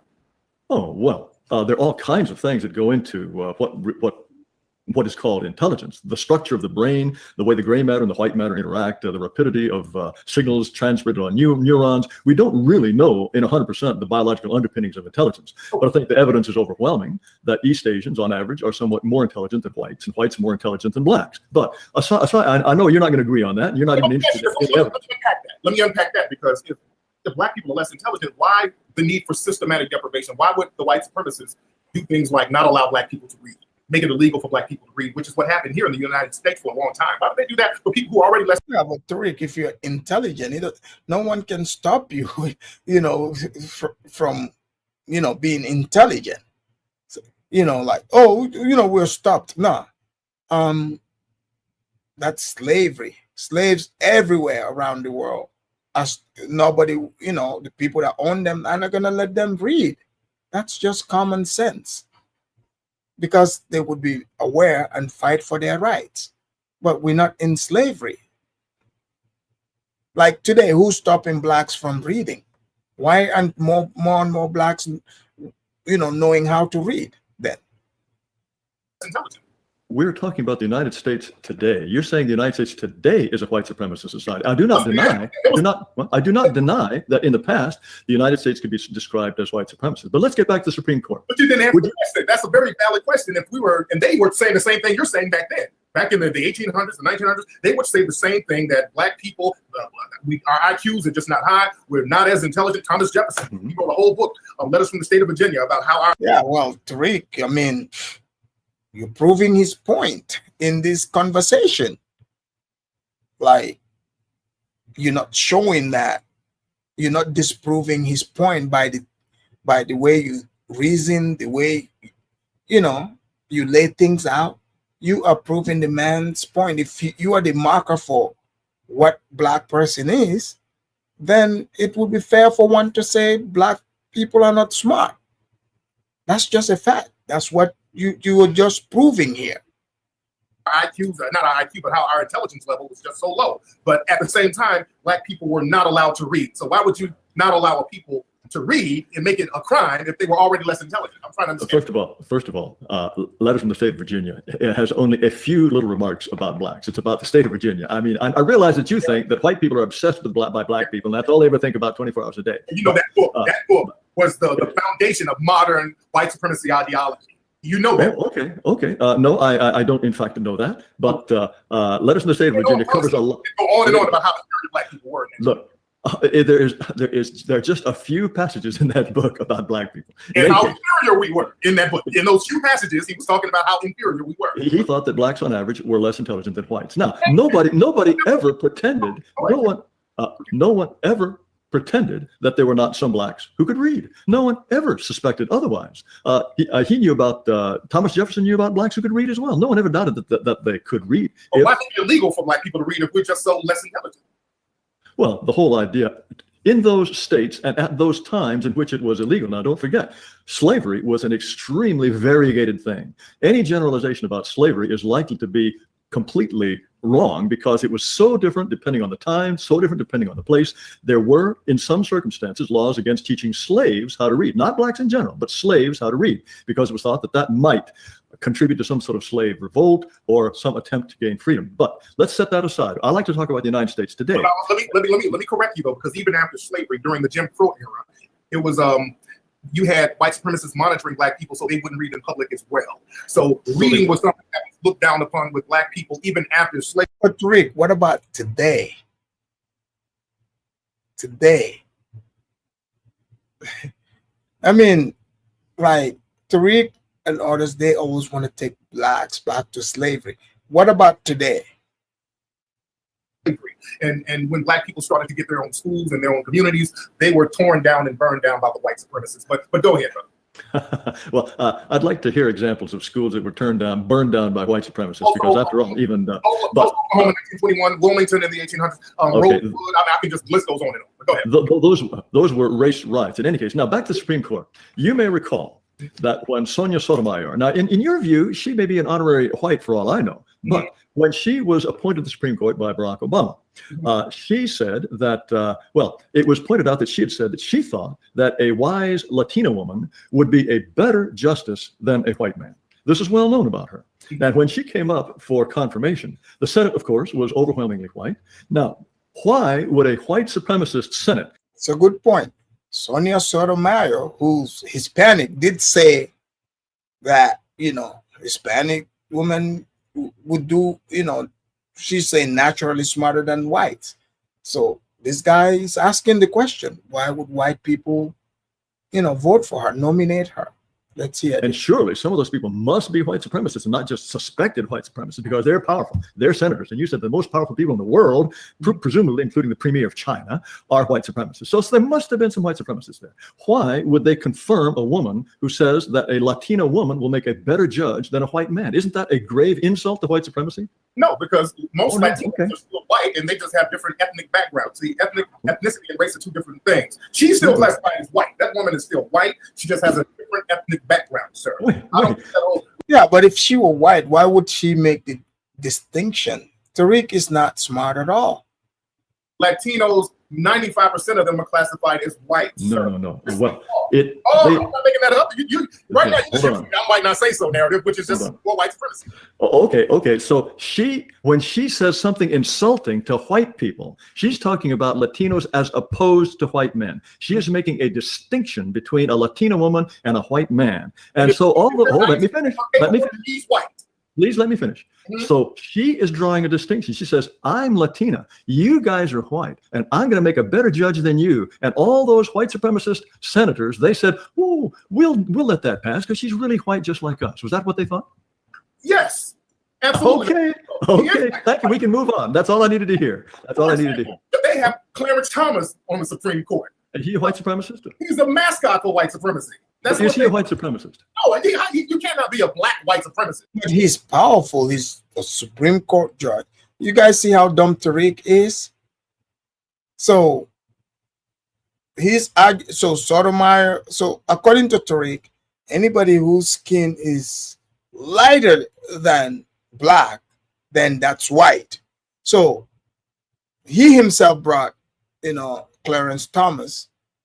Oh, Clarence Thomas is not. He's not a white supremacist.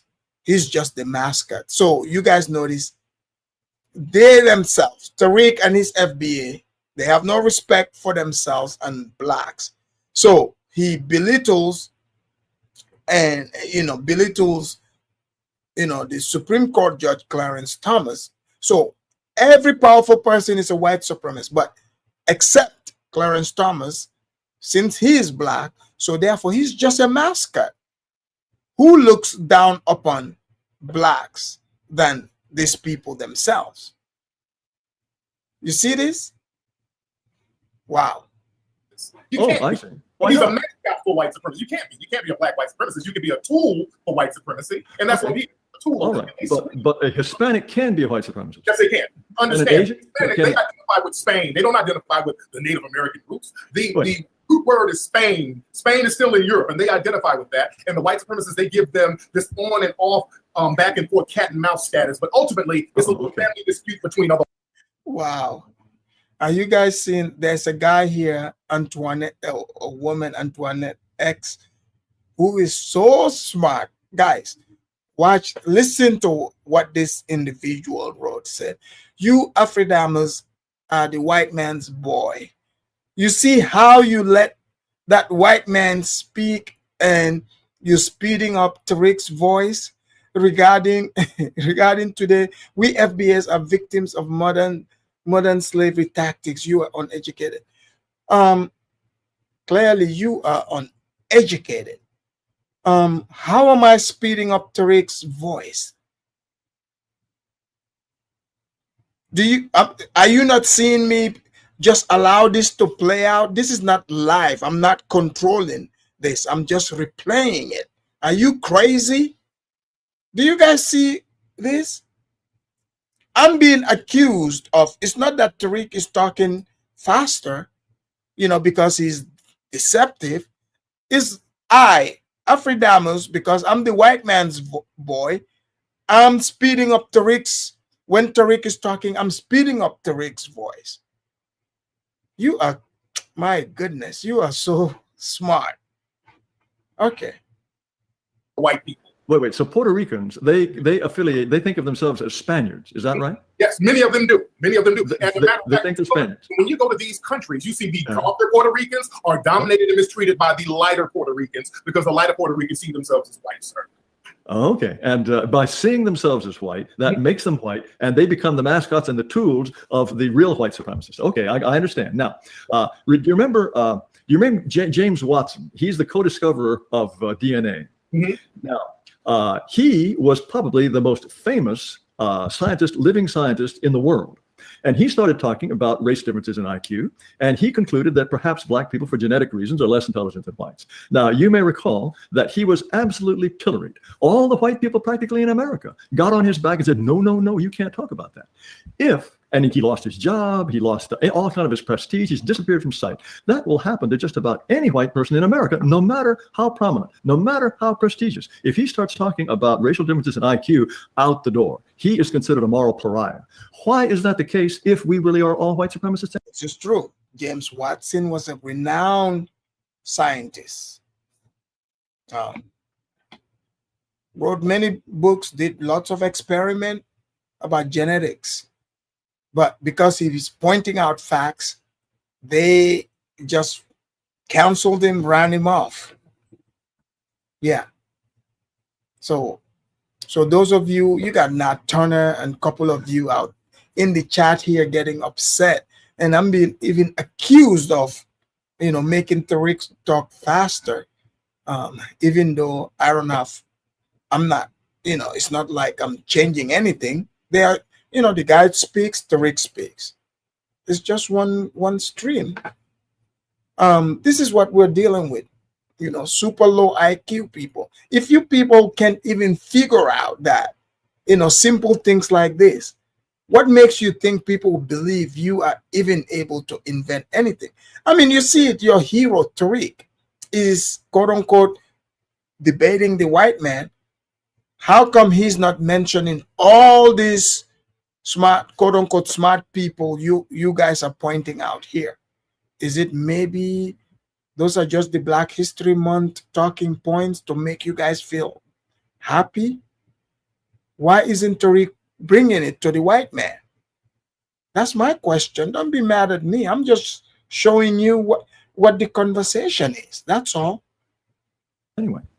Well, the thing is, the whole intelligence thing or the IQ thing, it's used by white supremacists to justify the maldistribution of resources and the mistreatment of people. Exactly. So that should be part of American dogma. Right? Really? Like, so wait. I don't understand. Elaborate on that. As you say, if the idea is that black people are less intelligent than whites, and that justifies what you say, the maldistribution of wealth in the United States, why is it that someone that makes that argument about racial differences in IQ is considered a demon and a pariah and is shoved out of respectable society? Well, because usually they have blatant white supremacist views anyway, and they're just using IQ and all that stuff to justify. See, the IQ thing, that thing started really with Nazi Germany. You're not answering my question. I'm trying my best. I'm trying to answer. He's been asked where is he coming from, and he's telling the man where he's going. So you see, like Tariq likes to throw things around that he has no clue about. Now he's saying the IQ thing started in Nazi Germany, which is not true, and the man is about to correct him on that. The question, but I'm telling you, the IQ thing was started in Nazi Germany. That's not true. Be justified to harm people who were classified as non-white then. Yes, it was. No. They used IQ to justify putting people in concentration camps. Yes, they did. Wait, IQ goes back to before the First World War. That's before Nazi Germany. Sanford Binet, the Binet test, that goes way back before the Second World War. But my point is this: if, as you believe, the ideas of Supergirl, you're 100% correct.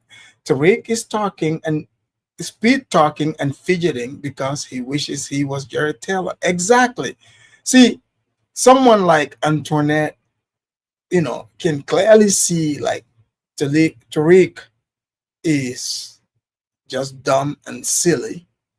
So instead of, just admitting that, she just wants to be mad at me.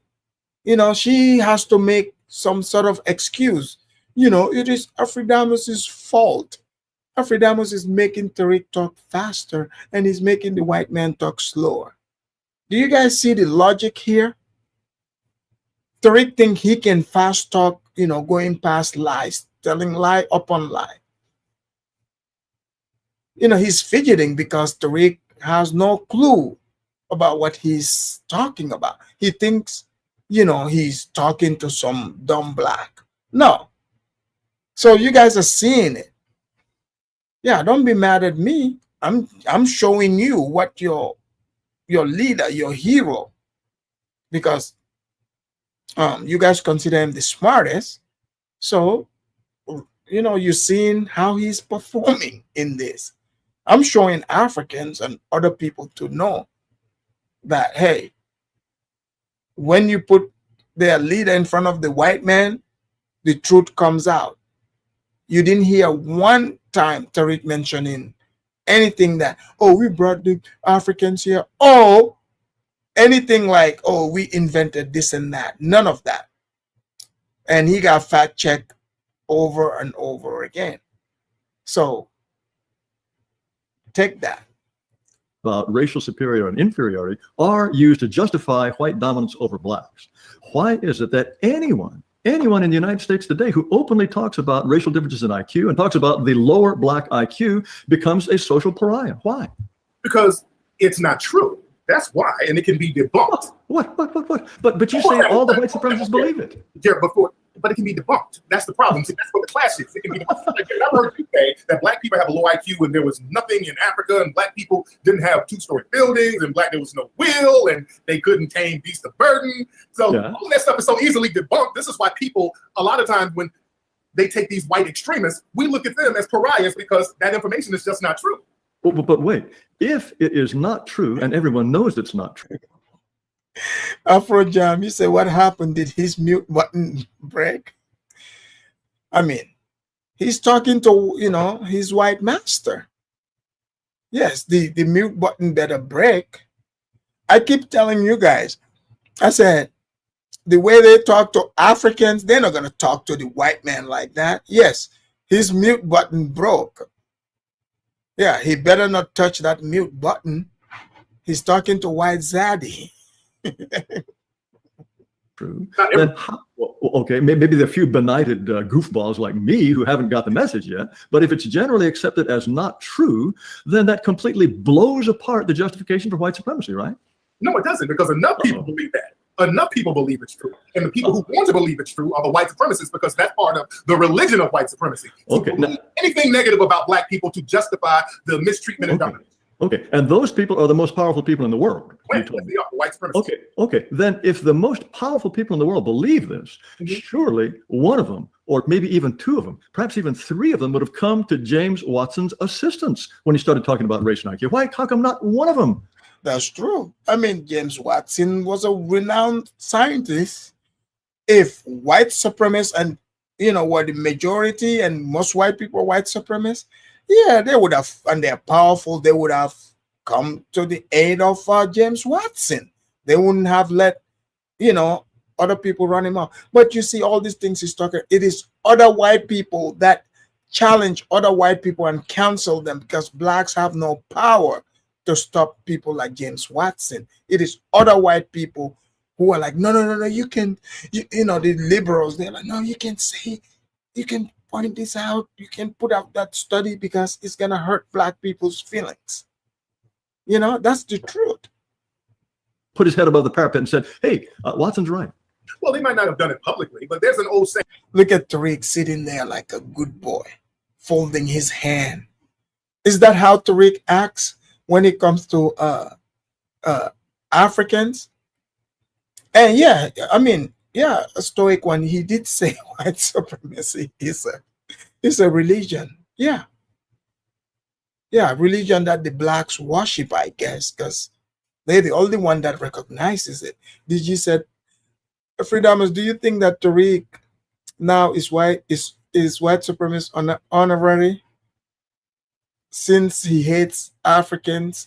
Well, according to Tariq's criteria, yes, that would make him a white supremacist, him and his group, according to the definition he gave. So now you guys are seeing this, like where the ideology is coming from.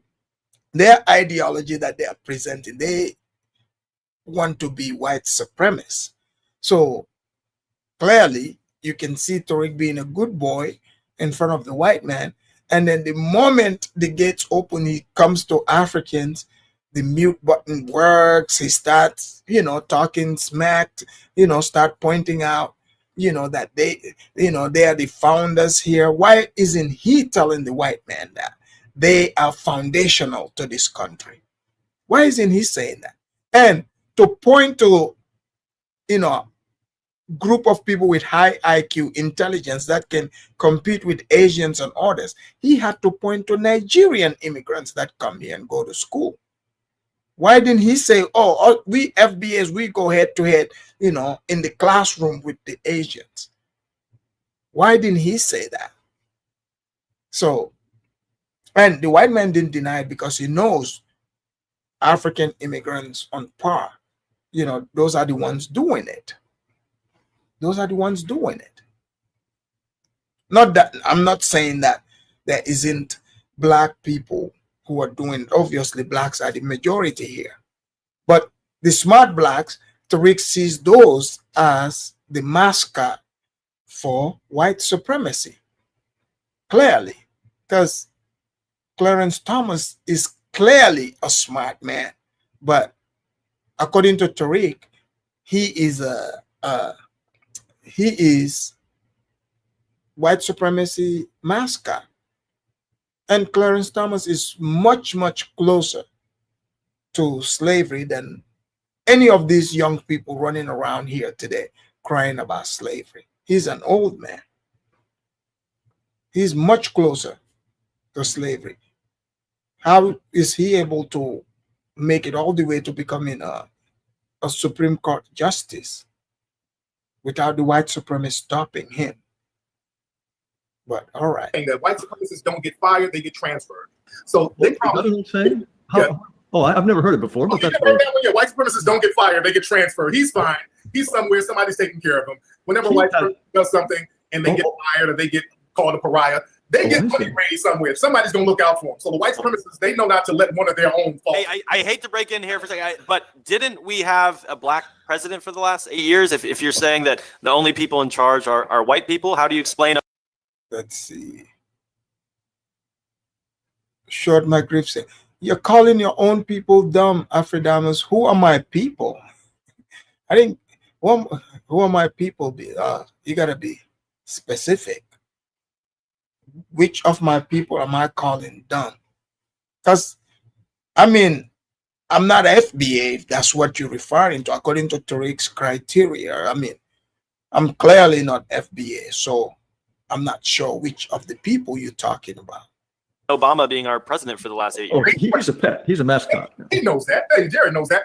When you put a black person in position, listen, when you put a black person, when the white supremacists will elevate a black person, there are 2 rules, and these rules have never faltered. Number 1, you do not punish white people. And number 2, you do not help black people in large numbers. And really? What about all those black women that Obama hired, the DEI employees, all those zesty black men?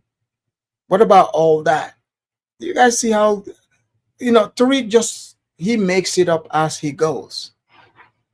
Excuses upon excuses. Obama did not do either of those things, so he's fine. So it seems like Trump has actually helped black people more. Recently it said Trump has the lowest African-American unemployment rate, and the African-American Democrats, they wouldn't even stand for that. That's a lie. They proved it was a lie. They put out the stats. That's a lie. The unemployment rate, they've increased. That's a complete lie. But deception is white supremacy. But well, I wanted to ask one question that keeps coming up in the chat. So people keep asking, and this question is for Tariq, and then Jared, you can respond. They say, if Black Lives Matter, why is there so much black on black crime, and why is there such a substantial amount of blacks doing crime and murder to other blacks? That's a lie. There is not black people doing a lot of crime. Really? It's a lie that, blacks don't murder other blacks? Okay, let's hear Tariq tell us. I mean, Tariq goes out of his way to mislead black people, but let's hear him tell us. Only high crime like Chicago, for that's it. Chicago is the go-to place because there is no black crime in large numbers anywhere else. That's another lie. They used to justify black people in large numbers. Black crime rates are not high because black crime rates have always been the same. There's nothing unique about black crime rates. Isn't that right, Jared? You're wrong about that. No, black crime rates are very high, not just Chicago, in Baltimore, in Washington, in New York. But why are the black crime rates high, Jared? Oh, I think you know very well what the answer about that question is. I just stole I think stuff the other day, so I wait, can't with all of the to me- stolen stuff in my house. You know, sometimes I think like Tariq, right?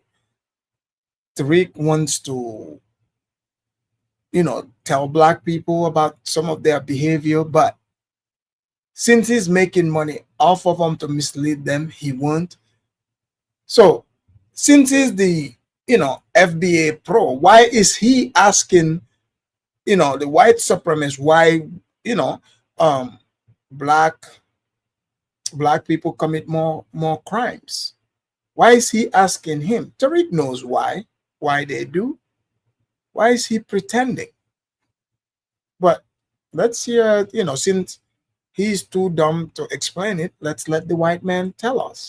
To me, it's much more interesting that you genuinely appear to believe that the black violent crime rate is no higher than the white rate. Let's just leave it at that, because you appear to believe that, and I find that fascinating. But I think there are other things that are actually rather more interesting. But wait. But the black crime rate has always been high because blackness is itself a crime.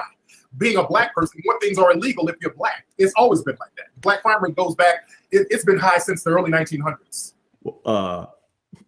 Okay, so when a black person, so being a black person is a crime in itself. Tariq said it. You guys heard this, right? You heard Tariq just saying being black is a crime. kills another black person, that's because being black is a crime? No, because most people who are in jail are not in jail for murder. They're in jail for nonviolent drug offenses. I'm talking. Now, I've worked in corrections, state penitentiary, I mean, other sectors. I can promise you, majority are there for violence. That's right. I had access to the files. Even today, I have access to it. I know where to pull them out. I can show you. I can promise you, in the high 40s are there for violent crimes. That's right. So I don't know what the hell this guy is talking about. I'm talking about the murder rate. Because that's very rare that black people commit high crimes of murder. We don't commit murder like that. That is a lie. That's a lie. Okay. And the black unemployment. If that was the case, most black people would be in jail for murder. Black people are not in jail for murder for the most part. We're talking they're in there for nonviolent drug offenses. No, majority are there for violent crimes. That's a fact. Wait. So, okay, the statistics that come out of black, overwhelmingly black cities that suggest a high murder rate are a lie, as is the statistics about the black unemployment rate. That too is a lie? The black unemployment rate is high because wait. You said white supremacists control the job, so that's always going to be high. What? But no, didn't you tell me that? So you guys heard this. He said white supremacists control the job. Didn't the blacks say they built America? How did the white supremacists end up controlling the jobs if they built it? That's the answer I need. That makes no sense. When Baked Alaska earlier said that the black unemployment rate is at a record low under Trump, you said that was a lie, right? Yeah, because black unemployment rate is high. It's always been high. The black unemployment rate has always been high. Well, wait, but then are you or aren't you disputing Donald Trump's claim that it is lower now than when it was under Obama? No, it's still high. It's high now. It's high. The unemployment rate is high. I mean, y'all can try to spin it any way you can, but it's lower than it's ever been in history, I think, is the point. No, it's not. That's not true. That's more. I'm white, and I say so. But Jared, so you guys see this? Like Tariq is done. So Tariq goes to these things. He says these things to demoralize, more blacks. So this was in 2018. There were a lot of black people working. So, he's sitting on the internet saying, no, it's high unemployment rate. That's going to demoralize black people. Why isn't he giving, the honors to black people to show that, yes, a lot of black people are working? But he's sitting there saying, no. Just to, I don't know what point he's trying to prove. He's sitting there, belittling black people, but he thinks he's making a good argument. So he's saying a lot more black people are unemployed. The white people are telling you, no, a lot more are employed. The numbers show it, that a lot more have a job. Tariq is saying, no, no, no, they don't have a job. So what point is Tariq trying to make? You know, we got Antoinette here. Antoinette must be one of those ghetto people. She said, Tariq is speaking facts. You don't know our history or our plight. Oh, here we go. That same talking point. Yeah. Yeah. I don't know your history, ma'am, because I don't know you personally. Who brings in the drugs and guns? The man is having dialogue. So they bring in the drugs and guns. So you take it.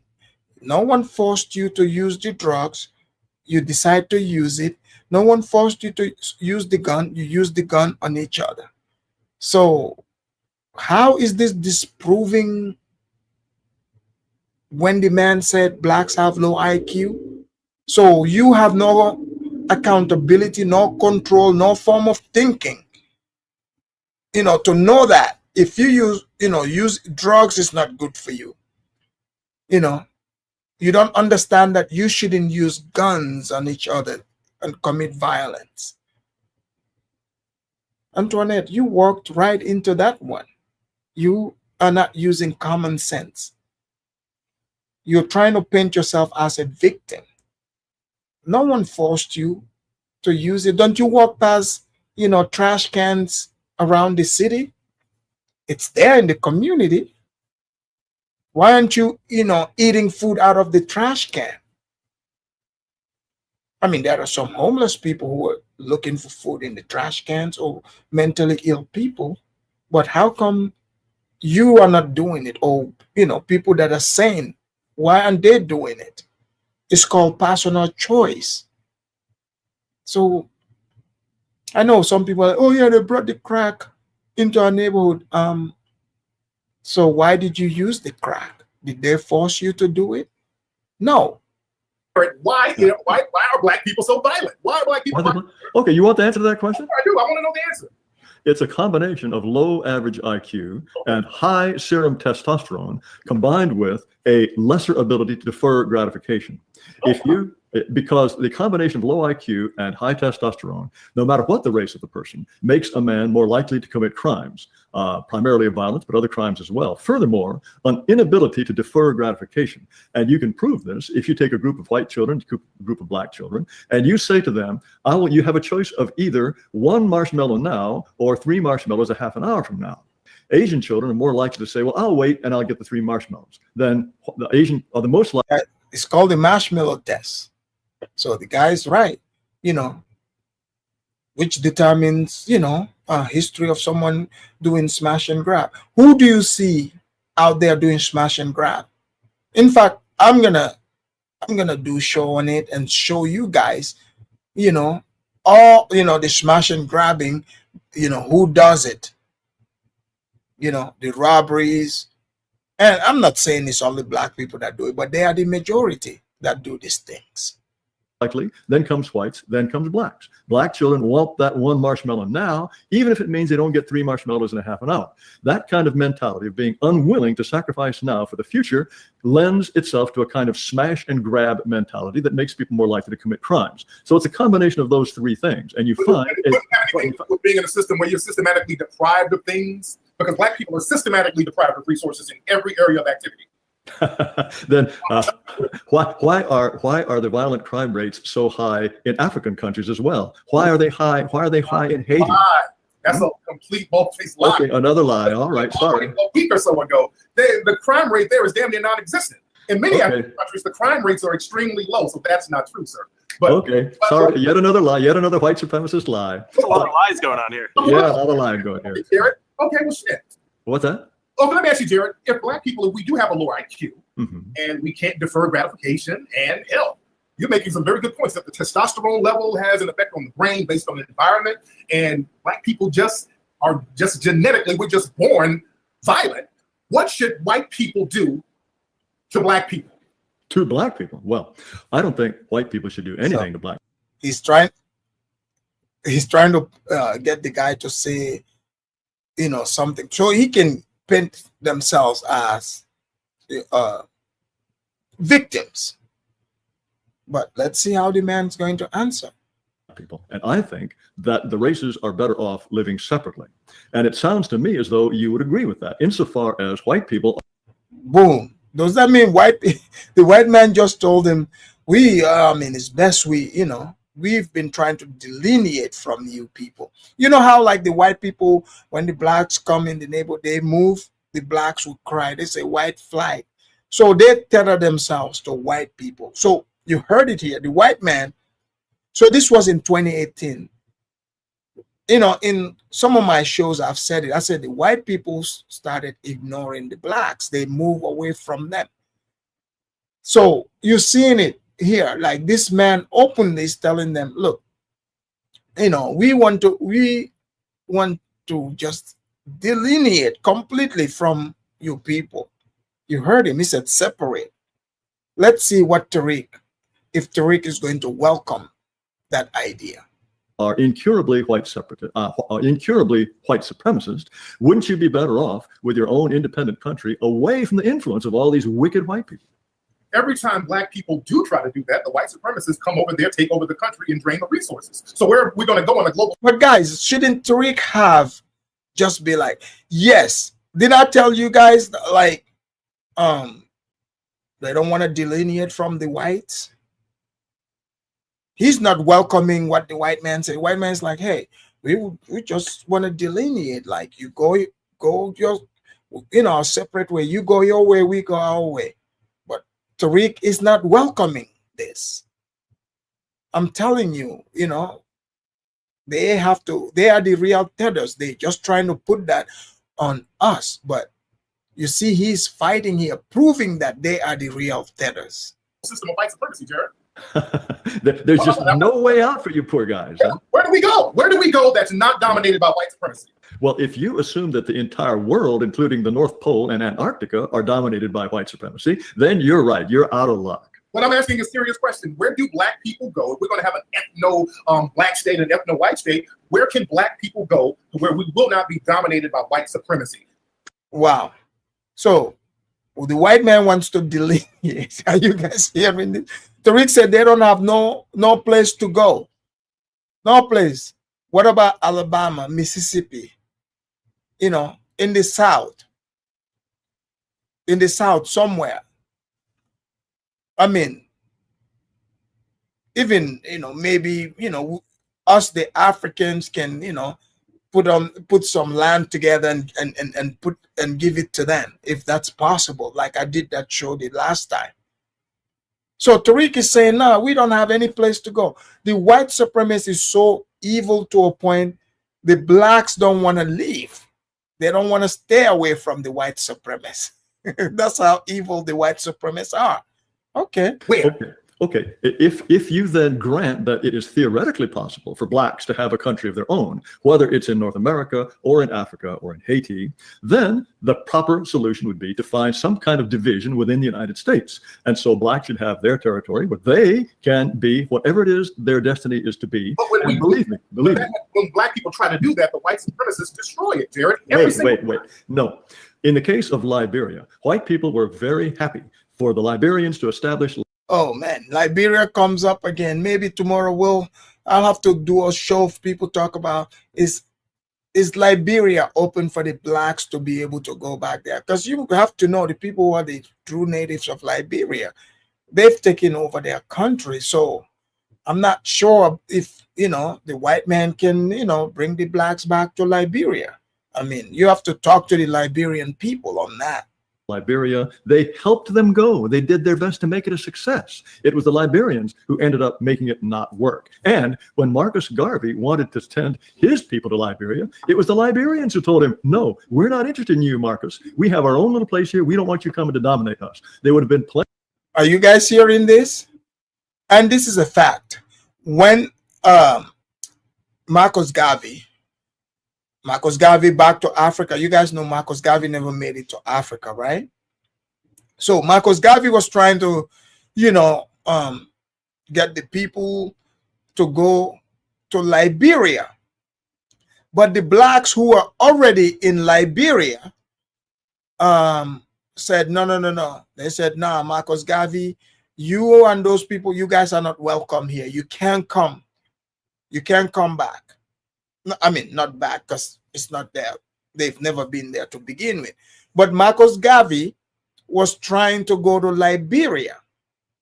He was trying to go to Liberia with with a group of people, but the quote unquote FBA people who are already there established, they are like, nah, we got something good going on here, and you guys can't come.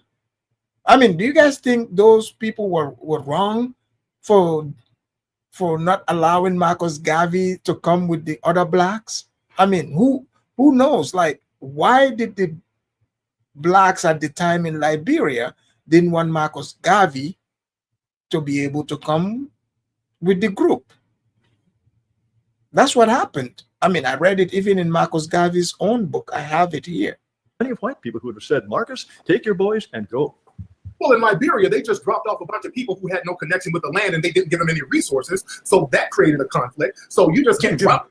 So the white man's supposed to give you everything. Are you guys seeing this? The white man secured the spot for you. They secured the land. They put you in the ship. They gave you everything. What else do you need? Okay. Somewhere. They didn't have a connection with Liberia. You just drop people off who were born and raised here generation after generation and just drop them off into some random land and then say, okay, go at it. Of course there's going to be conflict. If you take white Americans, wait, there's going no. to be a conflict. No, I'm not talking about conflict. In fact, once the Liberians established themselves as top of the heap, there was a certain amount of conflict, but they established a country. And wait. What? And the white people were happy for them to go. The people of the American dominated Liberia. They dominated Liberia. They dominated the economy there. Well, and they still dominate the economy over there. Of course. That's not true. Those people, those blacks that went to Liberia, eventually they established and they controlled their own economy. Like they set up their own economy. Like what is Tariq talking about? Do you guys see how Tariq looks at white people like God? Those blacks that went there did establish their own civilization. They established their own economy. So what is he talking about here? In your view, white people dominate the economy of the moon. I'm just talking about facts, sir. They dominate the economy, the banking, all of the resources over there, all through West Africa. So I'm talking real talk here. Where can we go? Well, if you believe, you must have a very, very high regard for white people.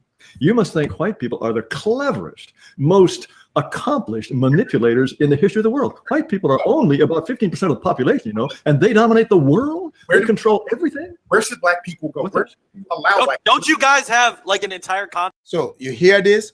So even the man pointing out, Tariq truly, like other blacks, they have high regard for white people. Look, I see this play out in real life. These people, majority, even when I worked for the state, for the government, like when it comes to other black people, they will have attitude, but white people, they show so much respect and they have high regard.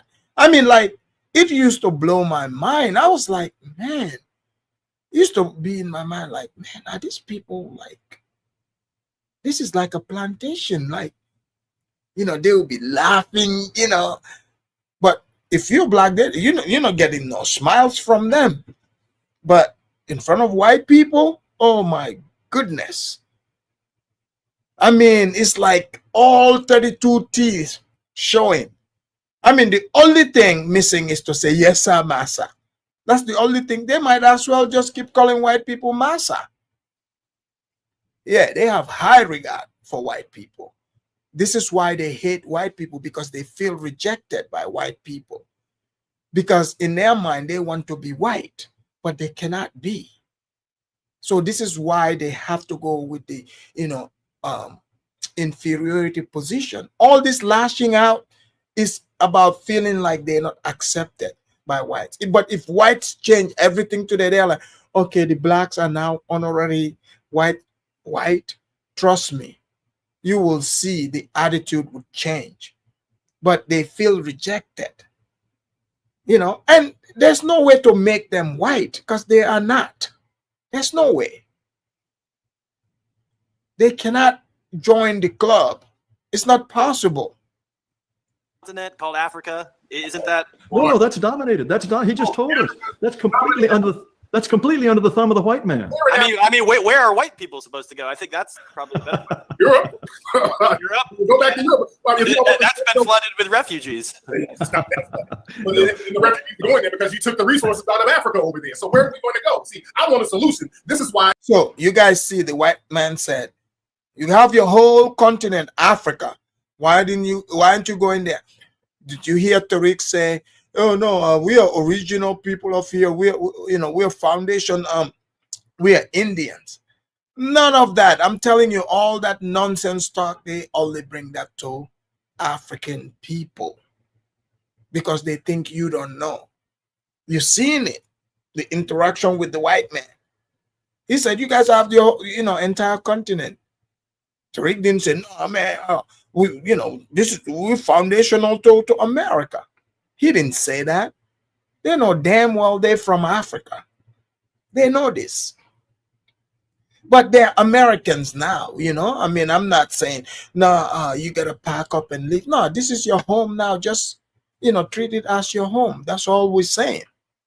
But here we go. This is white supremacy, the religion. There's this religion. There's no end. There's no beginning. This whole perpetuity. Okay. Let's practice white supremacy into perpetuity, and let's pass the collection plate around. Because now we're talking about. Is there such a thing as black supremacy? Is there Asian supremacy? Is it exclusive to white people? You cannot have two supremes. That's a contradiction of terms. It's okay. Can I have? No. So that means blacks are inferior. Since there's no two supremes, somebody has to be superior. Somebody has to be inferior. So Tariq is happy to let us know that the blacks have assumed the inferior position. So here we go. I do have a question. You said that not. What should be done with black people? I do not want to dance around that because I've told you. I think. Where? We talking logistics. See, we're throwing out these open-ended things. That's basically rhetoric, but there are no real logistics behind it. Like, oh, let's go back to Africa. That's rhetoric. No, where can we go? Seriously. Well, I don't have a particular part of the United States that I think should be set aside for black people. But I think if we started talking about race in a serious way, we would recognize that blacks and whites have tried to live together for 400 years, and it's not working out. So if this were a marriage, it would be. Please let me finish. I just want to answer. I don't want to filibuster now because I really want a real answer. Well, Tariq don't want the white man to say that part. See, this is on the internet. We're hearing this, right? So you see, the white man just told him, we've tried to live with you all for 400 years. It's not working out. So now because Tariq knows the man is talking serious, and white people would be more than happy to facilitate a place for the blacks to go to. You see, but Tariq knows he don't want to hear that. They don't want to leave the white man, because truly, if they want to leave, the white man people would truly facilitate this. Whether they would end up in the Congo somewhere, but they would facilitate it. So Tariq, look at exactly Nightingale. He is scared, like, oh boy, man, this white man better not go discuss this with the rest of the white people, that are watching, start getting serious. Because white people, they would be willing to they would literally throw billions at the blacks to get rid of them if they have to. I'm telling you, they would be willing to throw billions, because they would save money that way. They would save money that way if they can give them, set up a place away from them, far away. If it costs them even 100 billion, it's still not a waste for them.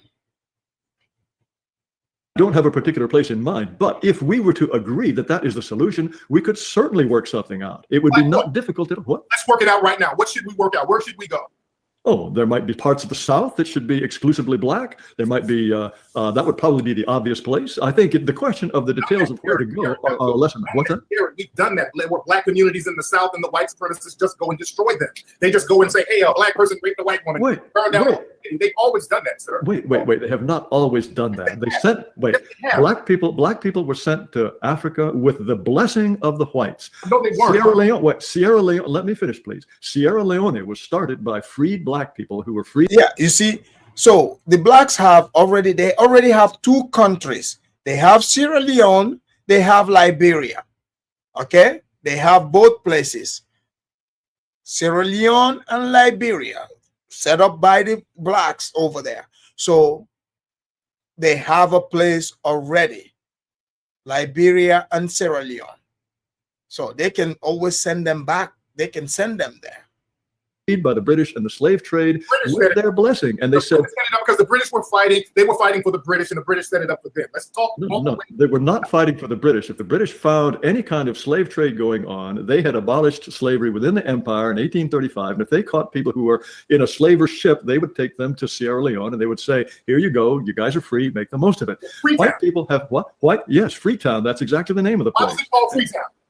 Because they were Because it's free. Do you guys see how dumb Tariq sound? They brought free slaves there. That's why it's called Freetown. So Tariq knows the name of their home, Freetown, Sierra Leone, and Liberia is next door. You know, so the white man is right. Sierra Leone is available, and Liberia is available. I'm glad the blacks know their homeland. freed from the transatlantic, of course.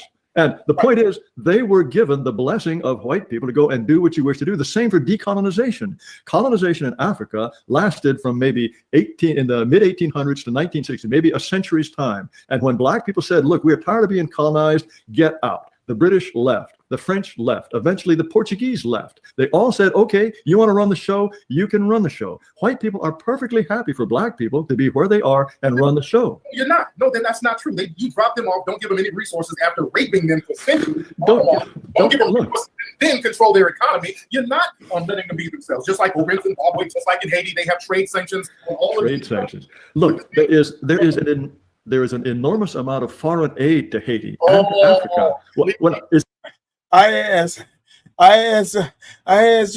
you better create space. You better create. IAS, you better create space in Sierra Leone. The blacks need to be dropped off in their homeland. That's right.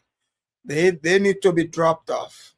Okay, you heard the white man. They mentioned. I'm not the one saying it. They mentioned Liberia and Sierra Leone. Liberia clearly means land of liberty. You're free. You know, Freetown.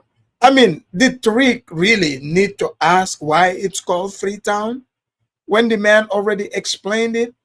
It means once you step your foot there, you have been freed from the chains. That's why it's called Freetown.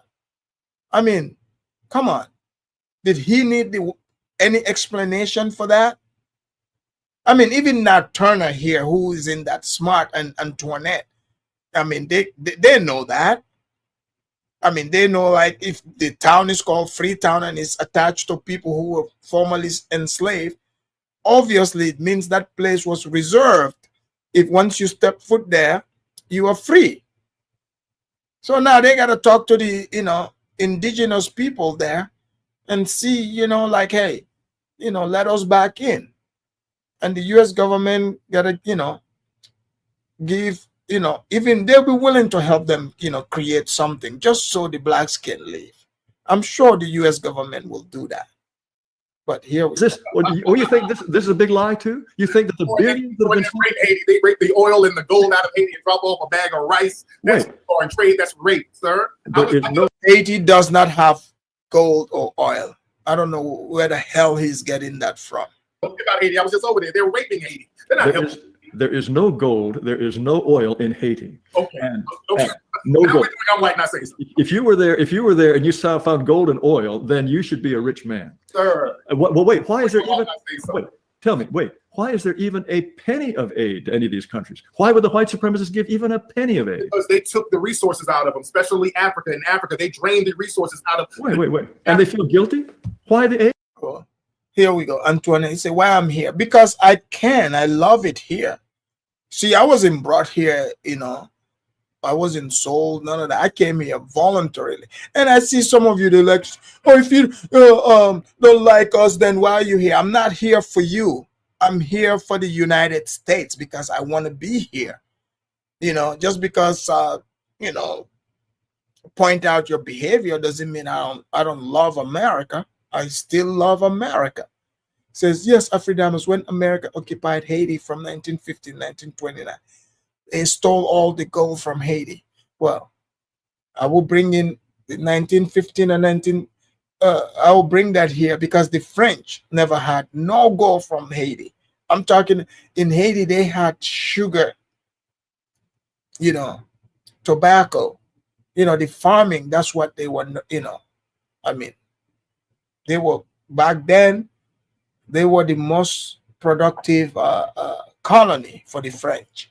That, yes, that's a fact. But that's from agriculture, not gold or any of that. I'm not guilty. You put up a pretext of you doing something positive, but you're still raping the country. So, but why would they even bother to pretend they're doing something good? You take the resources and go in, you send the missionaries in and say, hey, look, I'm your friend, I'm bringing food. And the missionaries and the military, they always work hand in hand. You send them the missionaries first, and then once you get a foothold in there. Oh, not Turner, you said they chose to go there. Yeah, just like I chose to come here. Why can't you guys respect that I chose to come here? Oh, so if it's reversed, then yeah, they chose to go. Yeah, I chose to come here. So respect that. All right. Since you guys say it's white supremacist country, you don't like it. And the man said, we've it's been 400 years, we still can't live with you, you're difficult to live with, we can always just send you back, we can talk to the Liberians and the Sierra Leoneans to take you back in. Or they can designate, Alabama, Mississippi, somewhere down south, you can have a black republic over there. But Tariq doesn't want to negotiate that. Tariq wants to live next to the whites. So the military taking the gold, the silver, the cobalt, the diamonds, and everything else. You will not allow black folks to have an ethno-black state because we're in a global system of white supremacy, sir. So it's just circular rhetoric, Mr. Taylor, sir. Wait. No, so, you're practicing a religion of white supremacy. It's the open-ended white supremacy, sir. Well, what's the solution to this open-ended white supremacy? What's the solution? If I knew the solution, I would be putting it on billboards right now. Wait. What? Did you guys see that? Tariq is he's tapping. He's wow! Look at that. I can do some shuffling too. Look out, man! What you gonna do? Look out, boys! It's coming through. Yeah, man! Yeah, man! Boy, he got educated feet. Yeah, that man figured out how to not be dominated by white supremacy. The problem is, unfortunately, a lot of black folks don't even realize we're in a global system of white supremacy. That's the sad thing. I kind of realize it, but I'm in the minority here, and this is why the white supremacists are so powerful. Okay, now you realize white people are probably only 15% of the population of the world.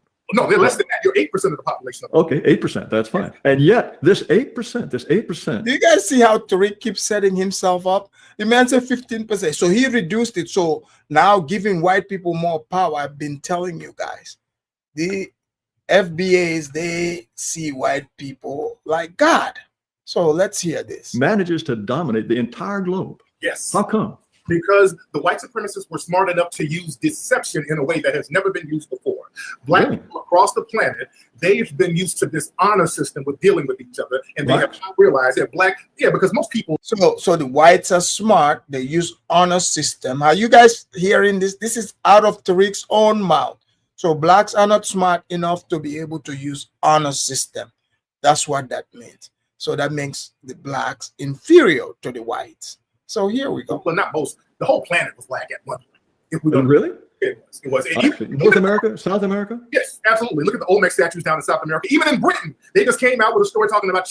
Here goes with the Olmecs. The Olmecs are black too. Man was a black people up in modern Britain. So we dominated the planet. The whole planet. The whole planet. Okay, great. You guys are you Tariq? Sorry to interrupt. Are you? Do you believe the theory that you guys, black people, built the pyramids? Is that true? Yes, of course. Who else built them? Oh man, they went to the pyramids.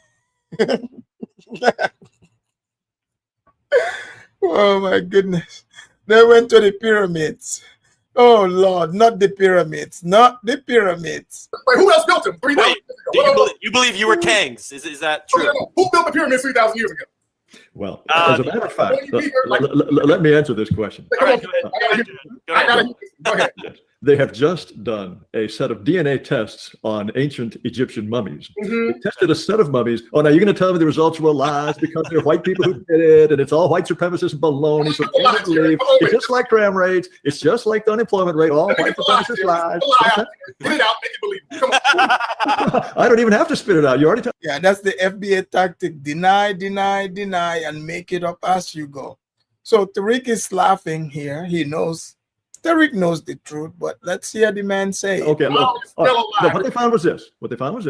They tested mummies from between 1380 BC until 425 AD.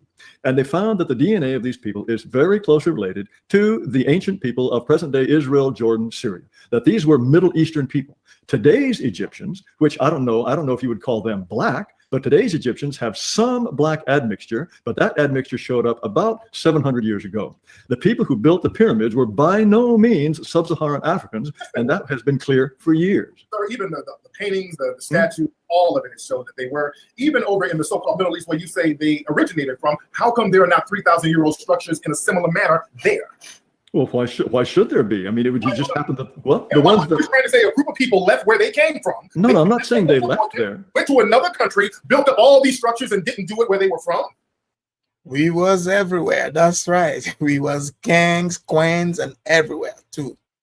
Well, they did it where they happened to be when they had the resources and the idea to do it. Of course, within the Middle East, there were these enormous ziggurats and the Babylonian hanging gardens. They had quite an accomplished civilization there as well. But my point is, now you got pyramids down in Ethiopia and other parts of southern Africa. You have stone structures. He's not even listening to what the man said.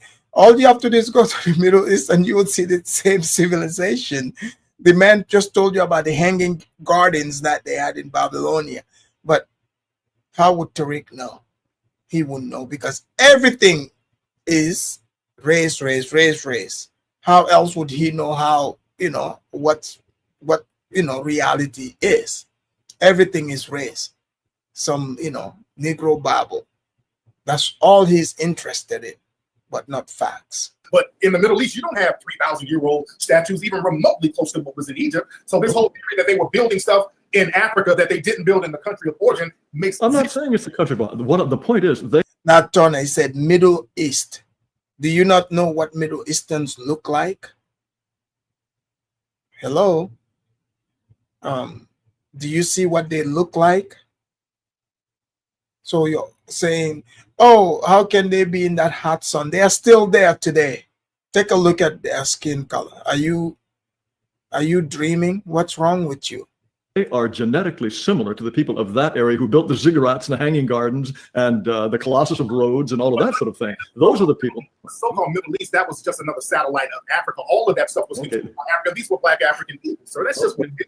Okay. And so Middle East is just a satellite, was for Africa.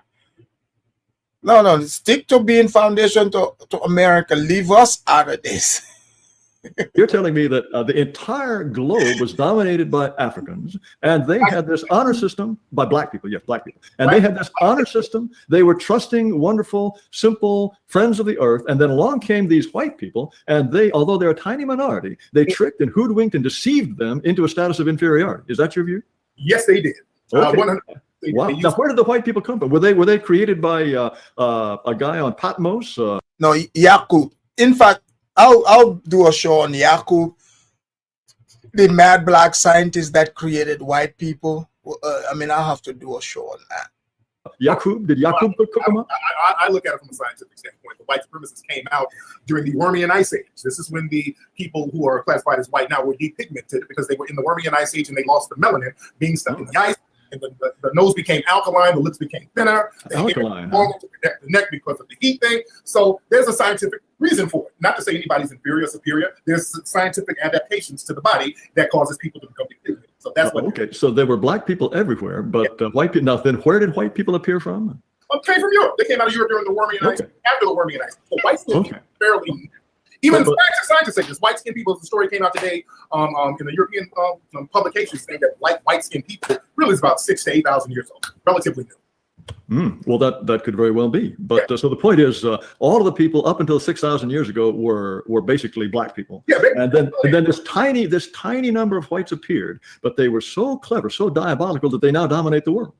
The white supremacists were the ones who came down and intermixed with other people. They had to come up with a system of white supremacy in order to survive, because they realized something. And really, white supremacy really started dominating 500 years ago. Because remember, when you guys were going through the Dark Ages in Europe, it was actually black people called the Moors who came in there and brought in civilization and ushered in the Renaissance era to save the Europeans from dying. You almost died. Yeah, the Moors are apparently white too. So Tariq talking about 500 years ago, but the Greeks, the Romans existed. They had their civilization like over 3,000 years ago. But let's hear him tell it. Because of the plague. So it was the Moors who came in there and ushered in a new era. That's why they have a saying, thank heaven for 7-Eleven. That's because the Moors came in 7-Eleven. So the Moors helped create universities and all types of things there. But when they got the Moors out, this is when white supremacy started happening. So there's a great correlation between the Moors and white supremacy. Okay, so until the Moors came. Now the Moors came all the way up to Poitiers in France in 732, and they were beaten back there. They were stuck there. But hold on. But until they showed up, there was nothing on the order of a civilization, nothing like a university, and without them, there wouldn't have been any of that stuff. The Romans, for example, or the Greeks, for example, they were just penny ante folks who just didn't have any kind of civilization. All of Rome. Or maybe they were all black to begin with. No. When the Romans were a fixed mulatto race, just like the Greeks. They now the Romans are so basically, if they're mulatto, one drop rule, American. So the Romans were black too, according to Tariq. Tariq, just go ahead and say they were black. So he's coming short saying they are mulatto. Do we use mulatto here in America? So if Tariq believes in the word mulatto, how come we're not calling Barack Obama a mulatto? All these other people, Halle Berry, all of them, we call him mulatto, black. Why aren't we calling them mulattoes? But now the Romans are mulattoes and the Greeks. Oh my goodness. Well, this is why Greeks and Italians, they weren't considered white until fairly recently. There's a reason why. Wait. And Napoleon had a saying, Africa. Yes, this is before the FBA lineage thing. Yeah, this was shortly before the FBA, before he, because after these debates, the whites hit them hard and said, look, what, we don't want anything to do with you. We want to separate. So now they created this. You notice he didn't mention no reparations here. So yes, this is before the FBA shortly. Then, they shifted from this to say now they want to delineate from Africans. And they've been delineating from Africans and Caribbeans for, I think it's been 5 years now, and the process is still not done. I just want to know what the process is. Do we need to fill out like a form? Do we need to fill out a form or what? We need to know. I mean, let us know. It starts in Rome. So that meant that those are really mulatto people. So we have statues of Greeks and Romans. They don't look the least bit mulatto to me. Am I cross-eyed or what's my problem? Those statues are built in the 1800s. You have statues at museums that don't have a scratch in them. That's supposed to be 2,000 years old. That's ridiculous. Those are forgeries. Many of them forgeries. Oh, so the white supremacists came up. So Tariq so the Roman statues and the Greek statues, those are forgeries. Those were in fact black. I said Tariq getting cooked by Zadie. Exactly, you're seeing this. So yeah, I mean, you see how you guys are even laughing. I mean, Antoinette, let's be real. You and Nat Turner. I mean, you guys, at least get real with yourself. Are you gonna go with what Tariq is saying here? Tariq is trying to tell us that the Romans and the Greeks were black. Like what the hell? Are you guys buying this? For these forgeries to convince themselves that the Greeks and the Romans were white? Absolutely. I didn't say that. No. Didn't say that. Okay. Why were they? Who forged them and why? They whitened them up a little bit more later on down the line. Because again, Greeks and Romans were not considered white until like the 1920s and 30s. They didn't consider them white for a long time.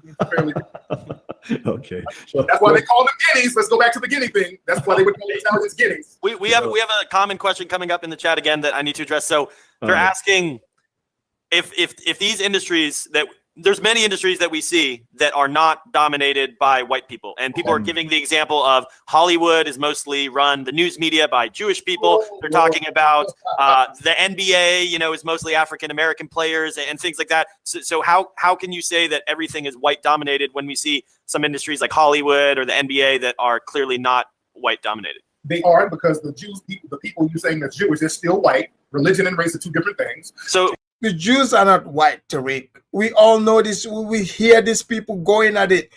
Like, Tariq himself brought Nazi Germany. Like, didn't you hear what Hitler said about the Jews? Separation, like, so the Romans and Greeks, the Romans were mulatto, he might as well say black. The Moors, who are actually, you know, Arab Mortisas, they are not like sub-Saharan. These are Amazigh people, right?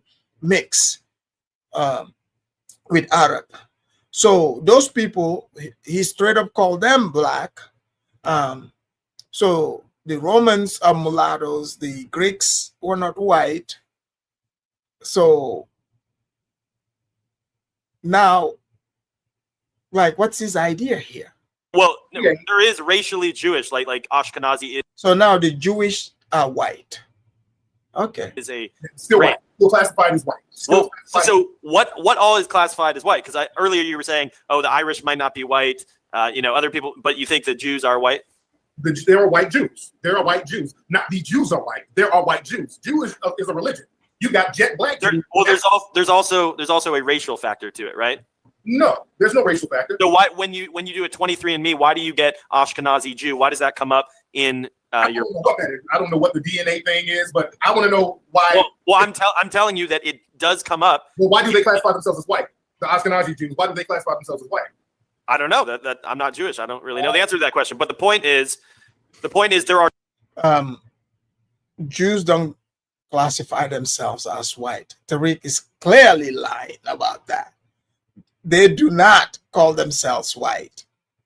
different industries that are not dominated I want to get on that whites. white thing because there are Jewish people who are white. You have Jewish people who practice white supremacy too. Like in Israel, you go to Israel and there's black Jews who are being discriminated against by the white Jews. So is there white supremacy going on in Israel? So he's talking about the Ethiopian Jews. So he always gotta go to that. So if just because there's discriminations between people, that doesn't mean that makes the Jews white. So that means Tariq sees white people as superiors. Like white people are the only ones that have power to discriminate. Are you guys seeing the logic here? Yes, because they're trying to kick out a lot of African Jews. Look, there's white supremacy everywhere in the world. We were told that white supremacy dominates the planet. Japan, for instance, is 98.4% ethnic Japanese, I believe. Right. How is Japan run by white supremacy? Well, they control the economy. They control the economy, and they can. But there's no white people there. How could they control the economy if they're not even there? Well, white people in many African countries, and they control the economy. You control directly and indirectly, just like Haiti. They got trade sanctions on Haiti. There are no white people in Haiti, but they control the economy. That's how white supremacy runs. I mean, it sounds like black people are pretty weak if they can't control their own country. Ding, ding, ding, ding, ding. I agree. We are very weak. Oh, we're agreeing. So Tariq said black people are very weak. Did you guys hear this? From Tariq's own mouth. He said black people are weak. So in front of white daddy, they are weak. But in front of Africans, they are strong and they built America and we are third worlders. Are you guys hearing this? So do not listen to their nonsense, okay? He just admitted to the white man that they are weak. Okay. Collectively, we haven't figured out that we're in a global system of white supremacy. I'm one of the few people who have figured this shit out. I'm sorry for my language. We've been in the vegan state for a long time. We are. So what is your best solution? I know you said you haven't figured it out, but if you come up with something, what you would do? What? I would execute the solution. I would tell people. You would execute white people? What? You said execute. Who are you executing? Okay, I execute the solution. Oh, okay. Solution. Do the solution. I would do the solution. Right. Yeah, I would do the solution. I would do the action. Whatever. You guys see how quickly Tariq corrected that when the white people thought he said he would execute white people? You see how he jumped and babbled and corrected that? So, you know, he's been a good boy to white Zaddy. You know, he's been a good boy. He jumped quickly. You know, when the white man thought he said the wrong thing, he fixed it right away. Right away. It take to educate people. Let's watch the word. Okay, go on. But as far as the NBA, it's the teams are owned by white people, so they still dominate players. So, and someone else in the chat also asked a question. They said, if white people dominate and love mistreating black people and all this stuff, why would they still let them exist? Why wouldn't they just terminate them? Like, why these white supremacists that you're talking about, why wouldn't they just wipe all the black people out? Because you will not be able to practice white supremacy then. You need black people here to practice white supremacy. Wouldn't the ultimate white supremacy be just it's all white people? Isn't that the white supremacist dream? That's no fun. You need people to mistreat. That makes you a white supremacist. If you got rid of all the black people, you start killing each other just like you did in Europe. So Tariq is begging white people to convince them not to get rid of them. So guys, like, I mean, it makes sense. Like, I mean, because he said the white supremacists are powerful, blacks are weak. I mean, it's a good question. Like, if that's the case, like, why wouldn't, you know, white people just wipe blacks out? He said, no, they need us to, you know, to kick us around. This is crazy.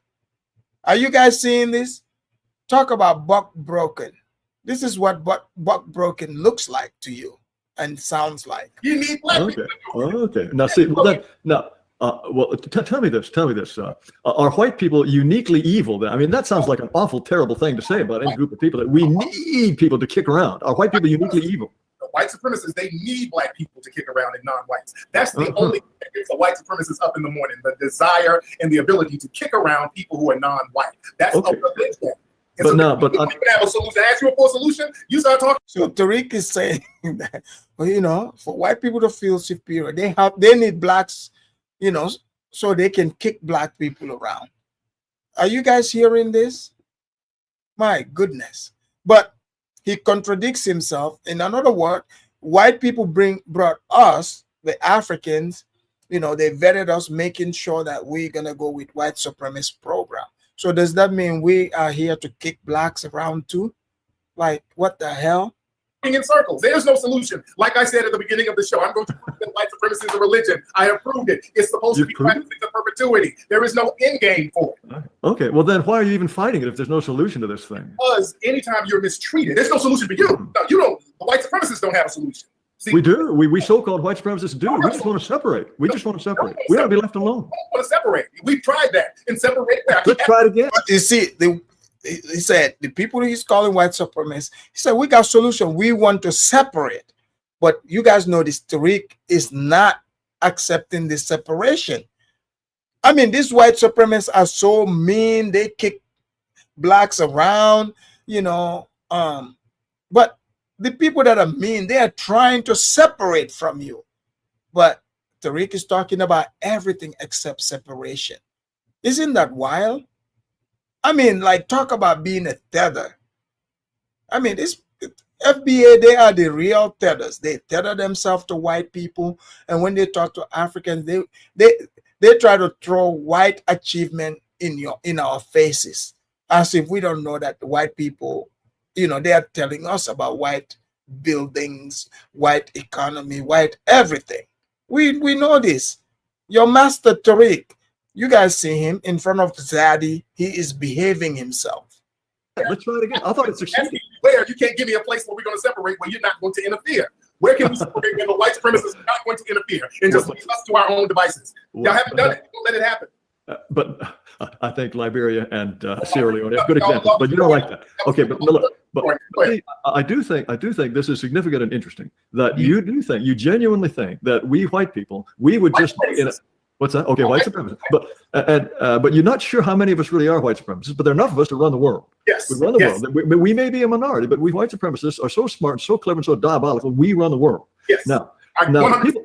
Okay, so these very, very powerful, important people in the world, they need to have black people around to kick around. Is that right? That's what they live on. Yes. That's what makes them happy. That gives them a reason to exist, is kicking around black people, even though they're probably millionaires or billionaires, and they probably never see a black person in their entire daily life. But they need to know that they're at least out there so they could kick them around if they wanted to. Oh, yeah, absolutely. Okay, all right. Just wanted to clarify that. What about the European countries that have, a majority white, or Japan, like I said earlier, they're not really pushing black people around. Japan? Yeah. No, they're not pushing black people around because they're not white supremacists, but they're controlled by the white supremacists. They're dominated by white supremacists. But then where do these white supremacists meet? Where's their secret headquarter? Yahoo message boards. That's one of the places. Reddit, 4chan. Are you trolling? I don't think Tariq even believes his own bullshit. Are you guys seeing this? Are you guys hearing this? He is not advocating let's stay away from the whites. No, IS, you're right. The delineation he learned that from the white people he called white supremacists, because white people are like, look, we just want to separate from you people. Like, go do your thing, leave us alone. We don't want anything to do with you. So he used that same talking point to flip it, to try to make it seem like we the Africans are trying to, be with them. That's what he's doing. But you're right. He heard this you heard it right here. You're seeing it. And Tariq agrees that, blacks are weak and not smart. That's what he agreed to here. Tariq, also a lot of people in the chat have accused you of. Are you trolling here? Are you being serious? Y'all know I'm dead serious. Yeah, he's serious. Yeah. Okay. But see, okay, then I do have one last question. Then I can leave. Okay. Okay, in a country like Iceland or say Denmark, no black people, practically no black people. Wouldn't they be much better off if they imported several tens of thousands, maybe a million or so black people, so they could kick them around? Then wouldn't they be much happier? But maybe the people in Iceland are not white supremacists. Maybe they don't want to do that. They never colonized any African countries. They never done that. Okay. So you grant the possibility that there are at least some white people who don't want to kick around black people. No, and who are perfect. What's that? Yeah, there's a lot of white people who don't want to kick around black people. Most see, he's I thought if you ask some of the blacks, they believe that all the whites are white supremacists. But you see, Tariq, the moment separation comes, he wants to stay in the good grace of the other white people doing separation. Are you guys seeing this tap dancing here? My goodness. I won't say most, but many white people are not white supremacists. I said that throughout the whole program here. Okay, but somehow, in their body. The last thing they want to do is harm a black person or anybody. And you're right. Denmark did colonize. At one point, Denmark, place they call Gold Coast, Ghana. Denmark did colonize that area at one point. Just FYI, he doesn't know that colonizers change hands back to back. So. Fortunately, they're not as powerful as the white supremacists who do want to harm black people and other dogs. Why are the white supremacists the ones who are so smart and who are able to rule, whereas the nice white people are unable to rule? Why is that?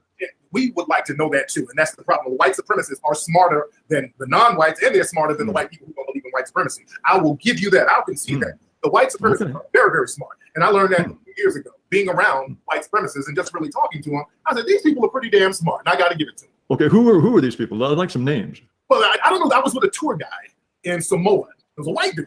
So Tariq is saying, you guys heard him, white supremacists are very, very smart. Blacks are the ones dumb and weak, according to Tariq. You guys are hearing this. So don't come here talking about, Afridamus, I can't believe you said it. You heard it from your own master here, Tariq, when he's talking to to his master, White Zaddy.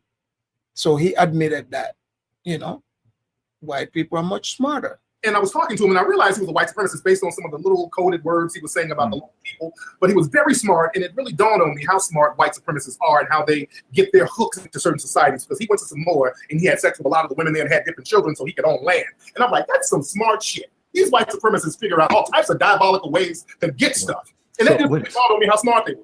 Wait, so this tour guide was diabolically smart, but he's making a living as a tour guide in Samoa? In Samoa, and he had all types of land and the whole thing.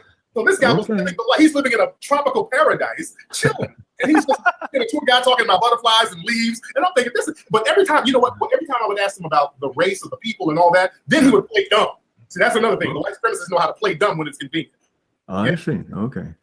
Well, back to Alaska, it's about 8:30 now. All right. So, right. Why don't we have Jared go ahead and give your closing statement, and then, how you think this went. I think you guys agree maybe on something. I mean, Tariq, would you call yourself like a black nationalist? No, not a black nationalist. Not black. I'm a victim of white supremacy. Okay. Because I know I've seen, Jared. Did you guys hear that? You guys heard it out of his own mouth. Victim of white supremacy. Are you guys hearing this? So that means they got to keep tethering to white people. Yeah, he said he's a victim of white supremacy. He's accepted that the white supremacists are superior, they are smarter. The blacks are inferior. Tariq agreed to it. This is you guys' leader. So let's hear more. Taylor, he's had pictures with Jesse Jackson. He's actually talked to lots of African American leaders in our country. I don't know if you knew that, but hopefully you guys can have some common ground somewhere. But anyways, Jared, go ahead and give your closing statement, and then you can go ahead and pop off, and then we'll do a little with Tariq. Well, no, I just find it fascinating and very edifying to learn that people like me apparently rule the world, and that Tariq Nasheed has such a high opinion of whites that he believes that this tiny, tiny handful of folks have managed to dominate and rule the world for their own gain and for their own advantage. On the other hand, I'm still a little bit baffled by the idea that these people who are so smart and so powerful that they can run the world, nevertheless, their purpose for existence is kicking around black people. That I find a little bit difficult to believe, but if that's the case, then I suspect they're a bunch of real twisted and perverted folks, and I wouldn't suspect that people that twisted and perverted are that smart so that they can dominate the world by just their tiny, tiny numbers. Also, I still don't understand why it is that although white supremacy presumably depends on the notion that blacks are less intelligent than whites, anybody who actually talks about this gets cast into outer darkness. This, to me, is yet again one of these weird inconsistencies about America as a white supremacist country. But I'm very pleased and gratified that we got Mr. Nasheed to put his views on the record in such a clear and uncompromising way. And it's been a pleasure to talk to both of you. And I'm sorry that I can't stay longer, but I wish you a very pleasant and productive evening. Thank you so much. All right. Thank you very much. Have a good night. Good night. Oh yeah, stoic one. He's definitely buck broken. I mean, a bunch of these people, him and his followers and a bunch of other ones. Yeah, this is what buck broken looks like and sounds like. All right. Let me do my closing. I gotta get out here. Yep. So, first of all, did you enjoy your time on the Bake Last show? I know me and you have had a history back and forth on Twitter, but I am now suspended from Twitter. So the secret white supremacists, are banning people like me and Jared Taylor from Twitter. Well, wouldn't we get a stay on if white supremacy is in charge of all these companies? Yeah, not really, because see, you guys people are dying around some of you guys, man. That's the problem. There's people getting killed, and these companies are going to be on the hook for so many people getting killed, and they let you guys spew that rhetoric online. So these companies have to cover their ass, even if they're white supremacists themselves. You guys are going to another level. They don't only got to cover their ass; they got to wash their ass. Wash that ass. You Can you say people have been requesting in the chat? Are you? We just want a sound clip. Are you able to say the phrase "We was Kangs"? No, I'm not saying that bullshit. You're not. Do you know what? Are you familiar with the meme? That's all white supremacist meme. And we got another one called. The white people even want to turn him into a meme. We was Kangs. Africans, are you seeing this?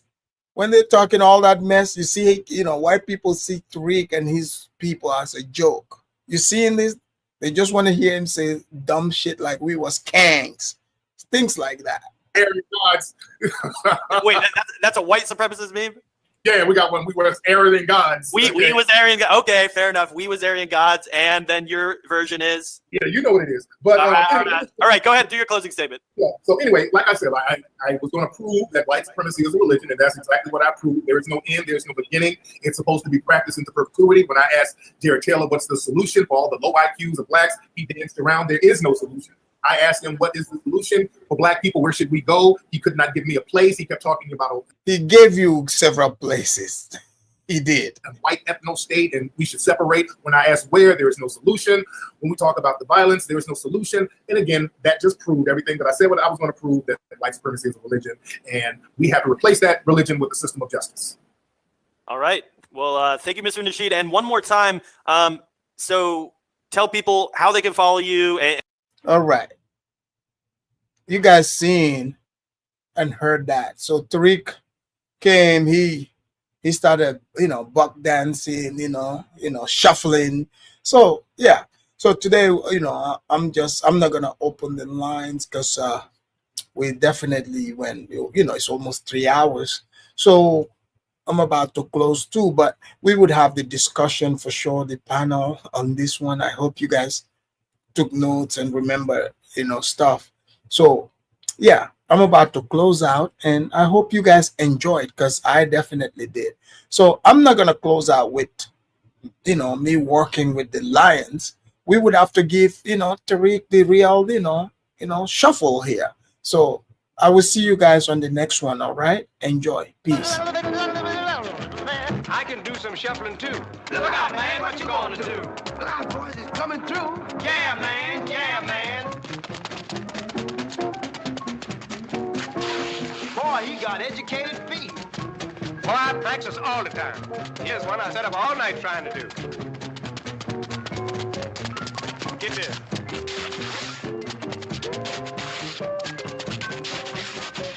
When the boat dock is Memphis, you should get yourself a job in one of the Beale Street cafes. Boy, you've been reading my mind. Watch me go to Beale Street.